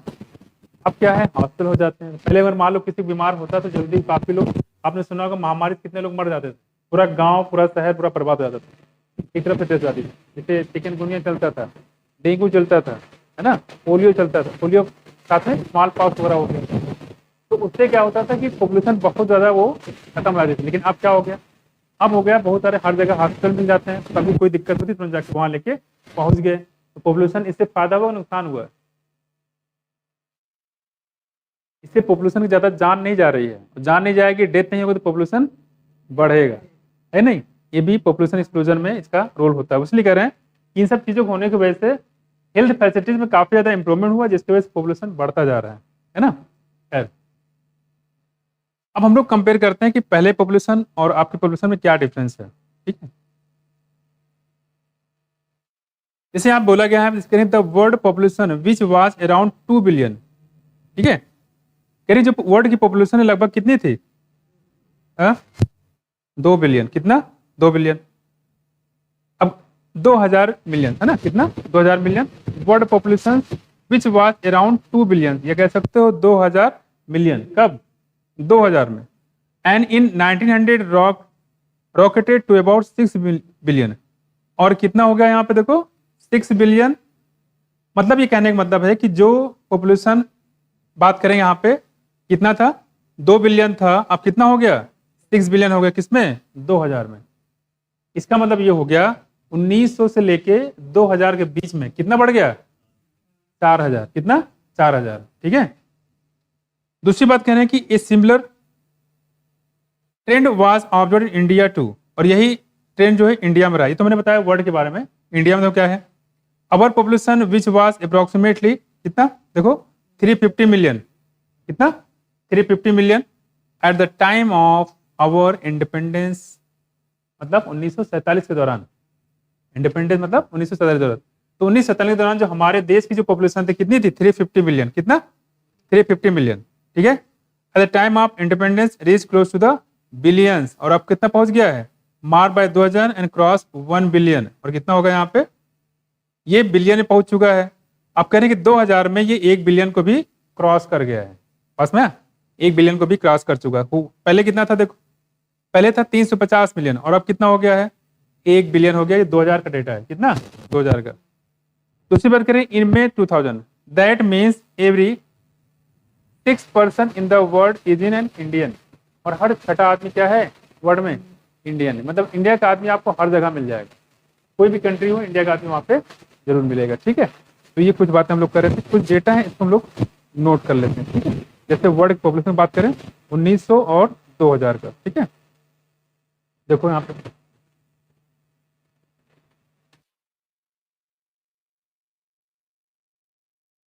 इंपॉर्टेंट चीज यही है यहाँ पे वर्ल्ड की पॉपुलेशन।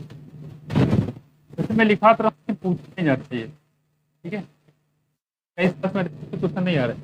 ठीक है, कितना वर्ल्ड पॉपुलेशन की बात करें कब 1900 में कितना था बताओ, बिलियन या 2000 मिलियन?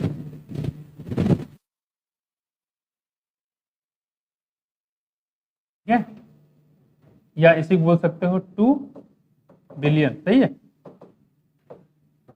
तो 1900 की बात करें तो कितना था बताओ? हाँ 2000 है ना। और अगर हम बात करें 2000 में, ठीक है, कितना हो गया बताओ?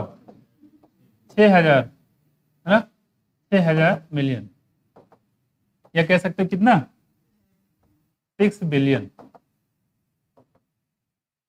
कितने गुना बढ़ गया? 3 गुना। कितना? 3 गुना, यानी कि 100 साल में 3 गुना बढ़ गया।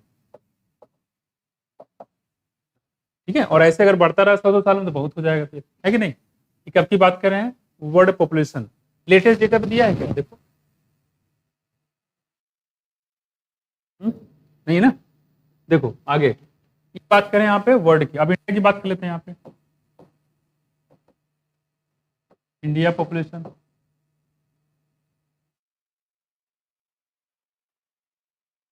वर्ल्ड में 2011 में ना, हाँ वही कह रहे थे मैं। 2011 की बात करें कितना है? 7.2 ना। हाँ मतलब 7200 की बात करें ना, 6000 72,000, 7.2 है ना, 7200 है। कितना? 7200।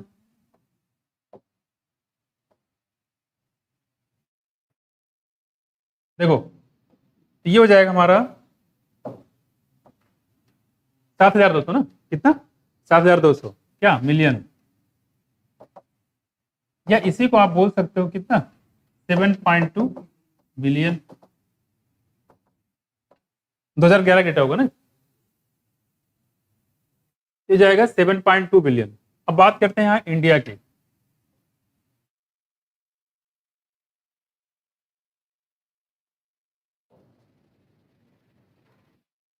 देखो अगर हम इंडिया की बात करें यहाँ पे तो कितना था? देखो अगर ये बात में सबसे पहले ये बात किया 1947 की, कितना 1947 की, तो देखो यहाँ ये है 1947, कितना बताया गया है? 350 क्या मिलियन, है ना, 350 मिलियन। और बिलियन कितना जाए बताओ?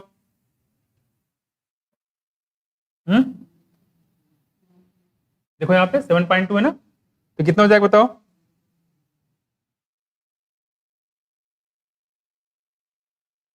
उसकी जरूरत नहीं है, इसको ऐसे ही बोल सकते हैं। इंडिया में ज्यादातर डेटा ऐसे काउंट करते हैं करोड़ में, इसमें इसी को 35 करोड़ भी बोल सकते हो। कितना? 35 करोड़। ठीक है, ये भी डेटा पूछ सकते हैं। 1947 की बात कर रहे हैं, और बाकी से पूछते हैं तो 1000 डिवाइड कर दो, उसमें निकल के आ जाएगा। अगला हमारे पास है 2000 में, है ना। 2000 में कितना होगा बताओ? 1000 मिलियन। ठीक है, कितना? 1000 मिलियन, या क्या कर सकते हो कितने करोड़? 100 करोड़। ये लगभग 100 करोड़ हो जाएगा। 100 करोड़ देशवासी, सुना ही होगा डायलॉग। ये जाएगा 100 करोड़।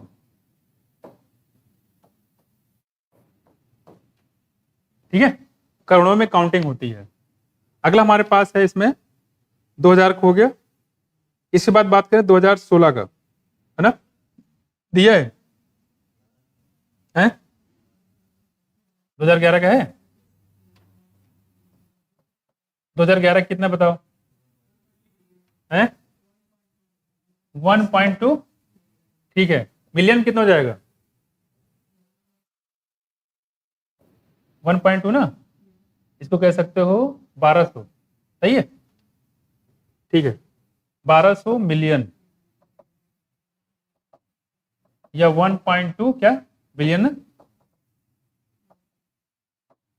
सही है। हाँ, 2011 में कितना दिया है? 1.2, ठीक तो है, क्या दिक्कत? ठीक है, दे दिया। क्लियर है? तो ये नोट कर लो, बता दे रहा हूँ लेकिन पूछा नहीं जाएगा, ठीक, क्योंकि कई साल से बता रहा हूँ लेकिन आ नहीं रहा है क्वेश्चन ये, ठीक है। हो गया सबका? देखो फिर से देखो, तो वर्ल्ड की पॉपुलेशन बताया हमने 1900 में कितना? 2000 बिलियन, कितना? 2000 बिलियन, या इसको 2 बिलियन भी बोल सकते हो। और 2000 में कितना होगा देखो यहाँ पे 6000 मिलियन, 6 बिलियन बोल सकते हो, यहाँ 3 गुना बढ़ गया है। अच्छा वही डेटा अगर यहाँ देखो 1947 में और 2000 के बीच में 35 करोड़ है, यहाँ पे 35 से 100 करोड़ हो गया है। लगभग कितने गुना बढ़ गया ये? लगभग, है ना, अप्रोक्सीमेटली 3 गुना बढ़ गया है। जो चीजें यहाँ पे बढ़ी 50, कितने साल हो गए बताओ? 50, हाँ लगभग हाँ 53 कह सकते हो। जो 53 सालों में यहाँ बढ़ा है, और यहाँ कितने सालों में बढ़ा देखो? 100 सालों में, है ना। यहाँ पे अगर देखो 100 साल में जो 3 गुना होता है, वो यहाँ 53 साल में 3 गुना हो जा रहा है। तो कहाँ ज्यादा स्पीड तेज है? इंडिया में, नहीं है। खैर ठीक है, इसको ध्यान रखिएगा। हो गया सबका? हो गया, नोट कर लो। क्या हो गया? तो 2011 का सेंसस भी यहाँ पे हो गया है।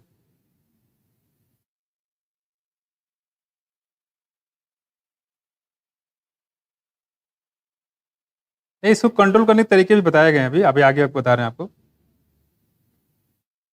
और इसकी वजह जो बताई यहाँ पे, कई चीजें बताई यहाँ पे। एक तो मेडिकल फैसिलिटीज बहुत ज्यादा बढ़ गया है, जिसकी वजह से जल्दी से लोगों की, मतलब उसकी वजह से जान नहीं जाती है।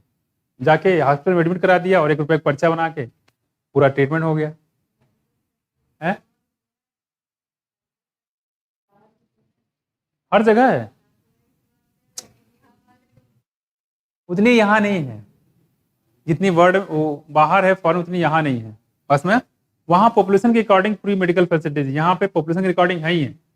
पॉपुलेशन अकॉर्डिंग निकालने के बैठेंगे तो 2000 पेशेंट पे 1 डॉक्टर आता है, यहाँ का रेशियो है। वहाँ क्या है, वहाँ का जो डेटा होता है लगभग मान चलो कि लगभग 200 या 500 पे 1 डॉक्टर है वहाँ पे है, बस में। तो वहाँ पे डॉक्टर ज़्यादा है, ठीक है, पॉपुलेशन कम है, तो पूरा मिल जाता है इलाज में।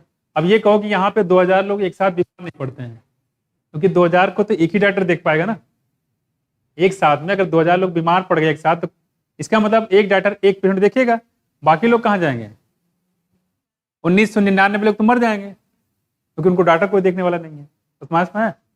तो मेन चीज क्या है कि यहाँ पे सब लोग साथ बीमार पड़ते नहीं, लेकिन अगर मान लो पड़ गए तो दिक्कत बहुत ज्यादा। आपने देखा ही कोरोना में कितनी दिक्कतें हो गई थी, डॉक्टर नहीं मिल रहे थे, है ना। तो सब कुछ देखा है आपने। खैर तो हो गया। तो इस वजह से चीजें हैं, साथ साथ में बहुत सारी, जैसे पॉपुलेशन में बात करें यहाँ पे, एक तो वजह यहाँ पे ये बताई गई मेडिकल फैसिलिटीज, दूसरी बात बताई गई यहाँ पे लोगों में जानकारी नहीं है इसके बारे में, है ना। जानकारी नहीं है, लापरवाही है, ये कह सकते हो। कई चीजें हैं, वो सारी चीजें नीचे लिखी हुई है, क्या क्या चीजें हैं। अब देखो आगे क्या लिखा हुआ है, देखो ये हमने बता दिया था आपको कि दैट मीन्स एवरी, हाँ, every 6 person in the world is an Indian. हर छठा आदमी क्या है? इंडियन है, बस में। और एनिमल का हर 7वां एनिमल्स इंसेक्ट है, बस में। अगर एनिमल निकालने बैठ जाओगे, हर 7वां जो एनिमल निकालोगे वो इंसेक्ट नजर आएगा, ठीक है। ये आगे बताएंगे हम आपको इकोलॉजी में, क्लियर। तो ये हम लोग बात करें, इसका मतलब ये कि इंडिया का आदमी हर जगह मिल जाएगा आपको, किसी भी कंट्री में चले जाओ आप, है ना। कह रहे कि आगे बताएगा यहाँ पे, देखो अब कहेंगे that means every 6 person in the world is an Indian, A rapid decline in an death rate. अब कह रहे हैं कि मॉर्टर्नल मॉर्टिलिटी रेट, इसको एमएमआर बोलते हैं। क्या बोलते हैं? एमएमआर बोलते हैं।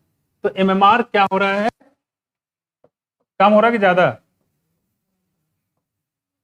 एमएमआर कम होता है, मैटरनल मॉर्टेलिटी कम हो रहा है, बस में मैटरनल मॉर्टेलिटी मतलब मदर की डेथ कम हो रही है, और डेथ कम हो रही है इसका मतलब क्या होगा, अभी तो उसकी डिलीवरी हो जाएगी, अगले बार फिर डिलीवरी होगी तो पॉपुलेशन बढ़ेगा, अपना है कुछ।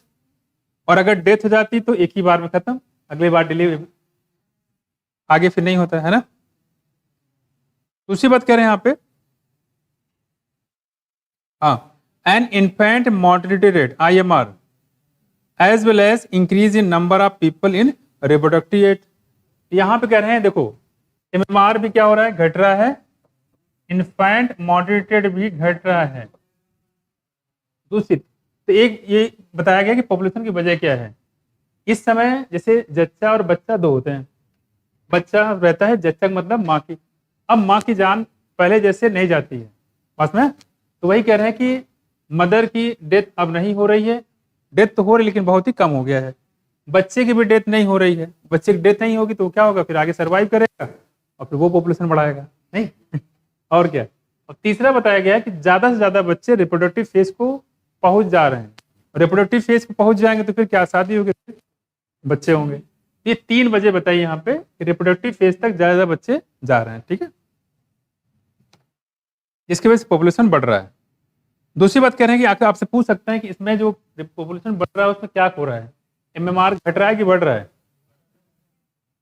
IMR क्या घट रहा है कि बढ़ रहा है, एमएमआर समझते हो, मदर की death, maternal mortality rate mother की डेथ घट रही है, इन्फेंट मतलब बच्चे, इन्फेंट मॉर्टेलिटी रेट इन्फेंट यानी कि बच्चों की जो डेथ हो रही पहले से अब नहीं हो रहा है, ठीक है, इसकी वजह से पॉपुलेशन बढ़ रहा है और ज्यादा ज्यादा बच्चे जो रिप्रोडक्टिव फेज पे पहुंच जा रहे हैं, ठीक है। आप क्या कह रहे हैं देखो यहाँ पे, दूसरी बात कह रहे हैं यहाँ पे कि दो आवर RCS प्रोग्राम दो वी कुड बियर डाउन, के जो RCS प्रोग्राम चला है, फैमिली प्लानिंग चला है, उसकी वजह से कुछ हद तक पॉपुलेशन हमने कंट्रोल किया है, लेकिन वो सफिशिएंट नहीं है, बस में क्योंकि हम लोग जो कंट्रोल करते हैं रिक्शे वाले पूरा कर देते हैं उसको, है ना, ठेले वाले पूरा कर देते हैं, तो दिक्कत यहाँ पे आ रही है। भाई पढ़े लिखे लोग कहेंगे दो बच्चे दो ही अच्छे, लेकिन जो रिक्शा वाला उसको क्या मतलब है, और कुछ बोलोगे भाई बच्चे दो तुम्हारा जा रहे हैं क्या, हम हमारे बच्चे हम खिला रहे हैं, तुम्हें क्या दिक्कत है, ये चलता है ना, भगवान की देन है, ऊपर वाले की देन है कि नहीं। खैर अब हम लोग बात करें यहाँ पे, तो ये भी चीजें इसमें दिक्कतें हैं, वही कह रहे हैं फैमिली प्लानिंग से लोगों को हमने जागरूक किया है, लेकिन उतना अभी सफिशिएंट नहीं है, लोगों में जागरूकता आई है बस इतना नहीं है कि पॉपुलेशन को कंट्रोल करने के ये कोई सॉलिड प्रमाण मिले। अब कह रहे हैं यहाँ पे according to the 2001 census report the population growth as well as still around कितना है बताओ, 1.7%, कुछ बढ़ गया होगा, 2.1 हो गया होगा ना, हा? पुराने में 1.7 लिखा होगा, नए में 2.1 लिखा होगा, क्या लिखा है आपने बुक में बताओ, है 2%, हाँ, तो ये पहले 1.7 पुरानी बुक में लिखा होगा और अब हो गया है ये 2%।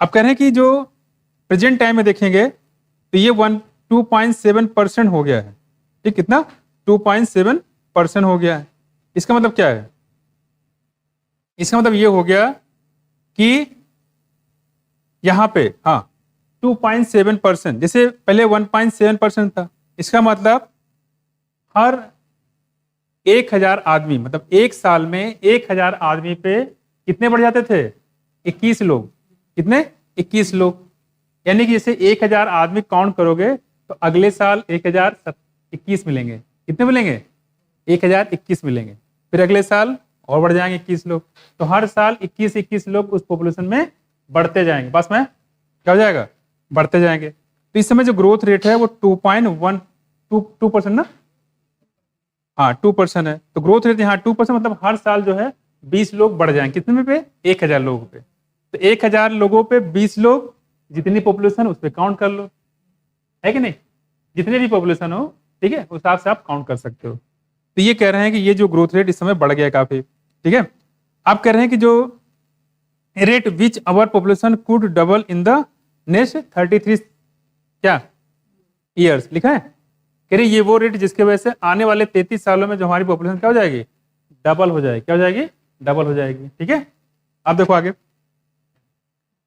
सच an alarming growth rate could lead to the absolutely, आगे बताया गया, scarcity of even the basic requirement food, shelter and cloth.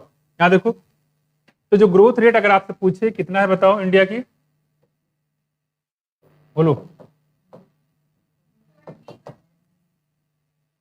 20% नहीं होगा,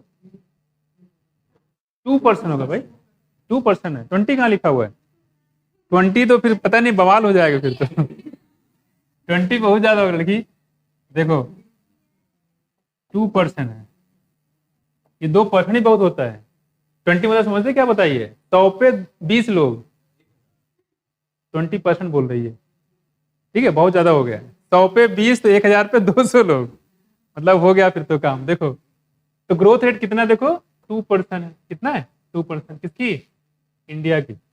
और इसी रेट से अगर ग्रोथ चलता रहा तो अगले 33 सालों हमारी पॉपुलेशन डबल हो जाएगी, तो वो दिक्कत आ जाएगी, और जिसके वजह से क्या होगा, रोटी कपड़ा मकान की दिक्कत शुरू हो जाएगी, कमी शुरू हो जाएगी। तो ना कुछ आगे देखो, आप कह रहे हैं कि ये रेट ये हो गया यहाँ पे, सच एंड अलार्मिंग, तो ग्रोथ इसके लिए हो गया, food, shelter and clothing, in spite of significant progress made in this area, काफी हम लोगों ने इसमें इंप्रूवमेंट भी किया है इसे कम करने के लिए। फिर therefore the government was forced to take up serious measure to check his population growth. अब कह रहे हैं गवर्नमेंट जो है बहुत ही सीरियस एक्शन लेने जा रही है इस पे, मतलब गवर्नमेंट को सीरियस एक्शन लेना चाहिए। गवर्नमेंट क्या करेगी, नेता उनके खुद ही 10 बच्चे होते हैं, है ना, लालू जी को कितने बच्चे होंगे, 11 बच्चे, है कि नहीं। तो जो नेता लोग होते हैं सबसे पहले तो उन्हीं पे रूल लागू हो जाएगा, तो भाई यहाँ अपने कौन अपने लिए रूल बनाएगा, है कि नहीं। तो वही कह रहे हैं यहाँ पे, लेकिन हाँ ये चीज है, तो कोई आप जैसे इंदिरा गांधी के समय में ऐसा हुआ था, पता नहीं पता, इंदिरा गांधी के समय में जैसे जो नसबंदी वाला केस चला था, बहुत ज्यादा हो गया था इंटेंसिव पे, तो वहां पे ये था जिनकी शादी हो गई थी, मान लो 4-5 बच्चे हो गए, उनके 6 बच्चे हो गए, तो उनको ठीक है उनको करवा दिया, कंबल मिलते थे 250 रुपए मिलते थे, ठीक है, नसबंदी करा दिया। तो हद तो तब हो गया जब उस पर इंसेंटिव भी मिलता था, है ना, जो जितने कराएगा उसको उतना इंसेंटिव मिलता है। अब लोगों को क्या लगा, पैसे मिल ही रहे हैं तो रोड पे जो मिल जाए उठा लेगा, उससे पूछते में तुम्हारी शादी हुई कि नहीं हुई, अरे चतुर ले गए उसको, वहां पे उसका कर दिया नसबंदी, हो गया, जिंदगी खत्म उसकी, शुरू होने से पहले खत्म हो गई, है ना। तो ये बहुत ही चला था, इसकी वजह से उसकी गवर्नमेंट में गिर गई थी उस समय पे, है ना, वो हार गई थी इंदिरा गांधी, ये बहुत जबरदस्ती करवा रहे थे, वो दिक्कत हो गई थी। कोई चीज आप जबरदस्ती करवा नहीं सकते, है ना, मेन चीज ये, खासकर इंडिया में तो बिल्कुल नहीं करा सकते, है ना। खैर इन कुछ लोग करा लेते हैं, ठीक।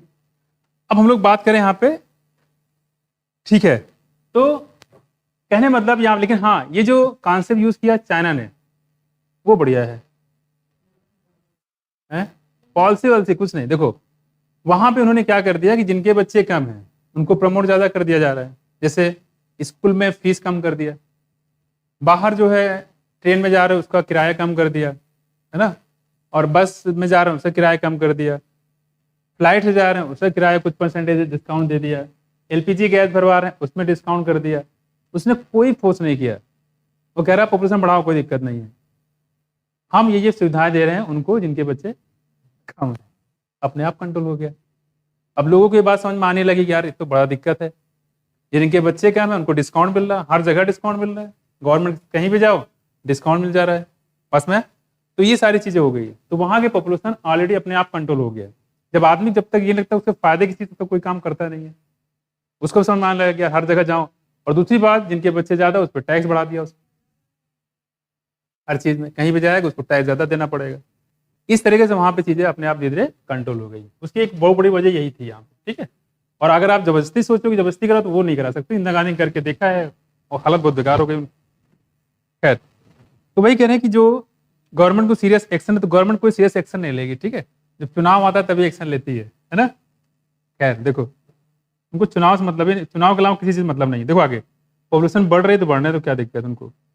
आप कह रहे हैं यहाँ पे government was force to take serious measure to check this population growth rate.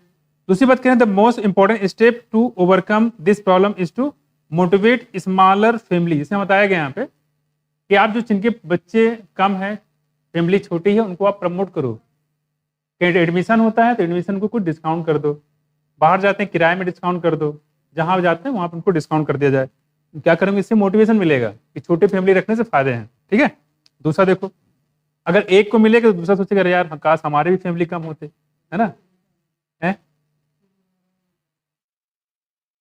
अच्छा खैर, तो ये कहने मतलब है यूजिंग वेरियस दूसरी बात कर रहे हैं देखो, families by using various contraceptive. दूसरी बात करेंगे step overcome this problem by motivate smaller family by using various contraceptive method.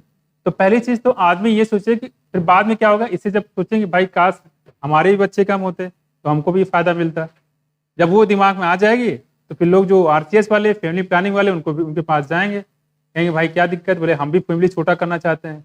उसके बाद तरीके सारे हैं ही, एक एक गिनाते जाओ, ये भी है मालर डी, कापर टी, स्टिलाइजेशंस, है ना, बहुत सारे मेथड हैं। तो बता दो फिर उससे क्या होगा, पॉपुलेशन कम हो जाएगी। वही कहने मतलब यहाँ पे देखो आप कह रहे हैं यहाँ पे using various contraceptive method you might have been seen advertisement in the media as well as poster bills. Poster bill पे देखा होगा आपने, ट्रक खासकर ट्रक पे ज्यादा देखा होगा, बच्चे दो ही अच्छे, हम दो हमारे दो, है ना, लेकिन वो लिखा ही रहता है बस, ट्रक वाले खुद ही 8-10 बच्चे होते हैं, है ना। खैर दूसरी बात कहने की हम दो हमारे दो, we two our we two our two, हम दो हमारे दो, है ना। तो वैसे यहाँ पे कह रहे हैं many couples mostly the young urbans working ones have even adopted to one child norm. Okay, जो शहर में रहने वाले कुछ लोग जो यंग लोग हैं वो अब कहते हैं अब हम एक ही बच्चे रखेंगे, दूसरा बच्चे नहीं रखेंगे। तो कह रहे हैं सिंगल चाइल्ड का पॉलिसी लोग यूज कर रहे हैं। खैर दूसरी बात कह रहे हैं यहाँ पे इंसेंट, ये तो हो गया यहाँ पे। दूसरी बात करें many couples mostly the young urbans working ones have even adopted to one child norm stationary raising of marriageable age of the female to 18 years and that of male to 21 years. आप कह रहे हैं कि इसमें दूसरी चीज कह रहे हैं कि जो मैरिजेबल एज है वो बढ़ा दो। मैरिजेबल एज बढ़ा दो मतलब क्या करने मतलब है, जो फीमेल की एज है वो 18 साल कर दो और जो मेल की एज है वो 21 ईयर्स कर दो, है ना। 17-18 साल में शादी हो जाती है, जल्दी शादी जल्दी बच्चे ज्यादा एक्सप्लोजन। मैं कुछ वो कह रहे हैं उनका जो वो एज है वो बढ़ा दो आप, है ना। तो 18 साल कर दिया गया, 21 साल, इसीलिए 21 और 18 कर दिया गया। 18 साल से पहले अगर शादी हो गई और अगर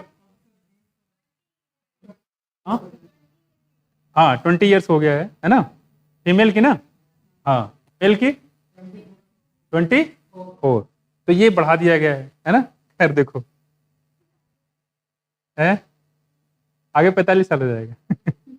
देखो यहाँ पे कह रहे हैं an incentive given to the couples with small family are two of the other measure taken to the tackle this problem. कह रहे ये कुछ तरीके हैं जिसके वजह से आप पॉपुलेशन ग्रोथ को आप कंट्रोल कर सकते हो। उस बात में ये कुछ तरीके जिसकी वजह से पॉपुलेशन ग्रोथ कंट्रोल आप कर सकते हैं। कोई दिक्कत माया? तो अच्छा जो इसमें लिखा हुआ है क्या वो दिया है क्या 20 और 24? जो लिखा है वही करना है। अभी लागू हुआ, इंसेंटिव नहीं आया ना, जब इंसेंटिव आएगा तो किया जाएगा। लेकिन अगर उसमें आ जाता है तो आप जो है 18 और 21 ही कीजिएगा। फीमेल में कितने साल और मेल में कितना? देखो यहाँ पे ऑप्शन एक बार क्वेश्चन पूछा गया, देखो ऐसे दिया गया था, कौन सी शादी वाली है ना। और ऑप्शन भी गजब का बनाया, जिसने भी बनाया बहुत गजब का बनाया।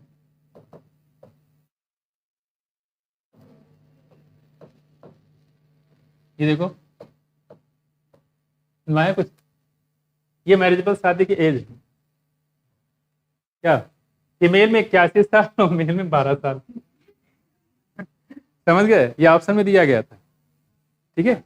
उसने 18 को 81 कर दिया और जो 21 था उसको 12 साल कर दिया है ना। हाँ उल्टा कर दिया है, ठीक है, इसको ध्यान रखिएगा। यार देखो कह रहे हैं यहाँ पे, इसके बाद देखो कह रहे हैं can an ideal contraceptive should be user friendly. अब सवाल ये है कि अगर आपने बताया कोई, मान लो आपने सब कुछ बताया कि इससे ये दिक्कतें हैं, खाने पीने दिक्कतें हैं, स्कूल में पढ़ा नहीं पाओगे, इतनी महंगी फीस हो गई है। अरे हाँ बात तो ठीक करे, लेकिन अब किया भी क्या सकते हैं, अब क्या कर सकते हैं, अब तो जो होना तो हो गया।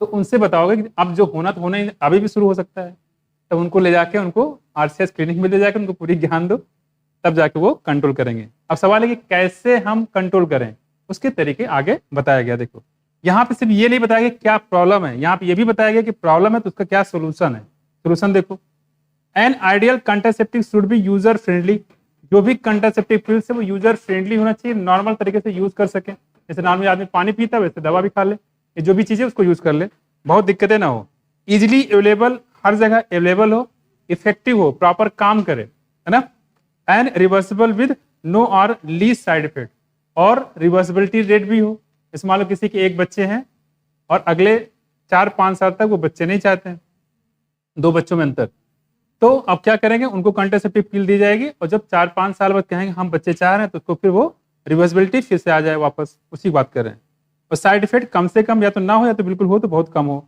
It also should in no way interfere with the sexual drive, और सेक्सुअल इंटरकोर्स करने के दौरान कोई भी यहाँ पे कोई इसमें इंटरफेयर नहीं होना चाहिए, वरना कोई यूज ही नहीं करेगा। खैर, desire and all sexual act of the user, तो जो यूज कर रहा है उसको सेक्सुअल एक्ट में कोई भी डिस्टर्बेंस नहीं होना चाहिए, अदरवाइज यूज ही नहीं करेगा। छोड़ो, a wide range of contraceptive method are presently available which could be broadly group into the following categories, namely, अब कुछ कंट्रासेप्टिव पिल्स के बारे में यहाँ पे दिया गया है, पास में कुछ कंट्रासेप्टिव पिल्स है उसके बारे में यहाँ पे दिया गया है, ठीक है। तो यहाँ पे हम लोग बात करेंगे कंट्रासेप्टिव डिवाइसेस कौन कौन सी है। इसका बज रहा है, उधर बज रहा है, इधर भी आवाज आ रही है, ठीक है।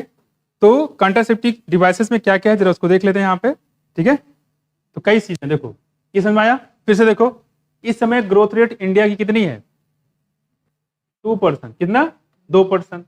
MMR rate, population, MMR rate कम हो रहा है, पॉपुलेशन घटेगी बढ़ेगी, हाँ बढ़ेगी, ये बहुत सही, पॉपुलेशन बढ़ेगी, विकास क्या करो, घटेगी बढ़ेगी। देखो, अगर जो बच्चे पैदा करने वाली माँ उसी की डेथ हो जाएगी तो क्या हो जाएगा, फिर पॉपुलेशन घट जाएगा ना, ठीक है। तो एमएमआर रेट घटने से पॉपुलेशन, बच्चे की डेथ होने से पॉपुलेशन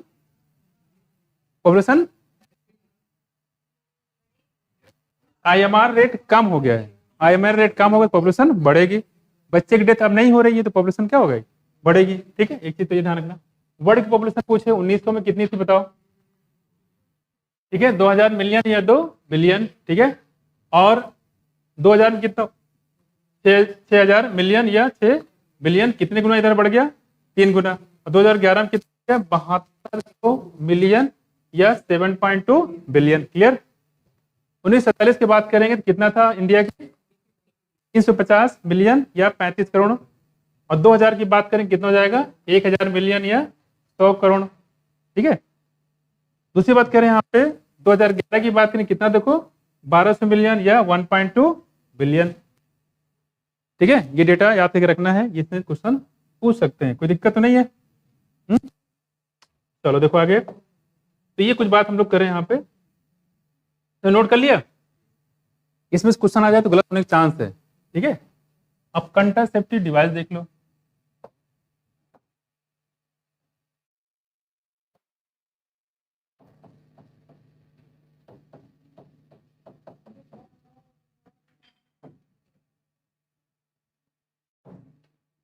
देखो इससे पहले यहाँ पे जो बताया गया कई सारी चीजें हैं, हाँ?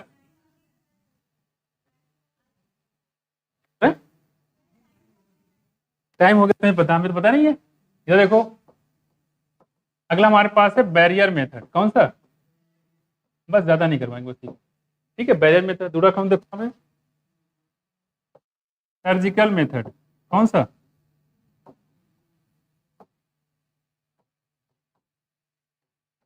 और बताओ, नेचुरल मेथड कौन सा है,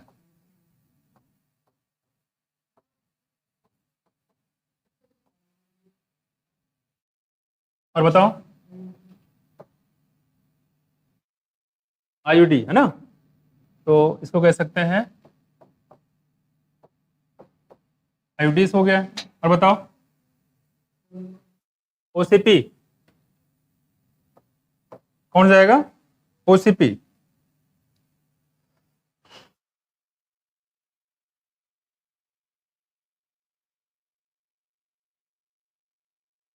और बताओ, ओसीपी ना, और सर्जिकल तो हो ही गया है, ठीक है,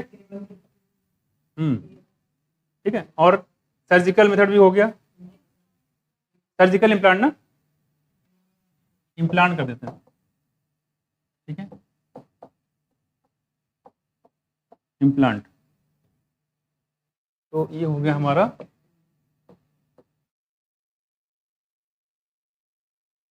बायोप्सी से याद कर सकते हो उसको, देख रहे हो, इंजेक्टेबल इम्प्लांट है वो, पूरा नाम है इंजेक्टेबल इम्प्लांट, ठीक है। वो दोनों आई से ही आएंगे। आई से क्या हो गया देखो, आईयूडीज हो गया और इंजेक्टेबल इम्प्लांट हो जाएगा, है ना। यहाँ देखो ओ से क्या है बताओ, ओसीपी, हाँ उसी में आ जाएगा। और एस से क्या था बताओ, सर्जिकल। आई से क्या था, आईयूडीज, और एक क्या है, इंजेक्टेबल इम्प्लांट। और एन से क्या हो गया, नेचुरल मेथड। कौन सा है, नेचुरल मेथड। इसमें से कौन सा है जिसमें कोई भी बाहर से कोई मेडिसिन यूज नहीं करते, नेचुरल मेथड। कौन सा, नेचुरल। और कौन सा ऐसा है जिसमें क्या नाम है, कोई साइड इफेक्ट नहीं है। क्या हो गया, कट रहा है क्या,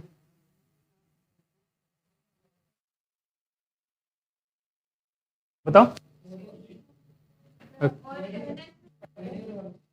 बैरियर, नेचुरल, इसमें कोई साइड इफेक्ट नहीं है, है? नेचुरल में, किसमें, नेचुरल में भाई। जो नेचुरल होता है इसमें कोई, जब बाहर से कुछ चीज यूज ही नहीं करोगे, है ना, तो क्या होता है, इसमें कोई साइड इफेक्ट भी नहीं हो पास में। तो ये थोड़ा ध्यान रखिएगा। किसमें पुअर इरिवर्सिबिलिटी है। अच्छा, अगर हम बोले कि इसमें कोई साइड इफेक्ट नहीं है लेकिन फेल्योर होने के चांस सबसे ज्यादा है, इसमें नेचुरल होने के चांस। यहां देखो, एक हमारे पास है इम्प्लांट, ये वाला सर्जिकल, ठीक है। इसमें सर्जिकल पढ़ेंगे हम लोग दो टाइप के, वेसेक्टोमी और ट्यूबेक्टोमी। क्या, वेसेक्टोमी और ट्यूबेक्टोमी, ठीक है। इसमें क्या है,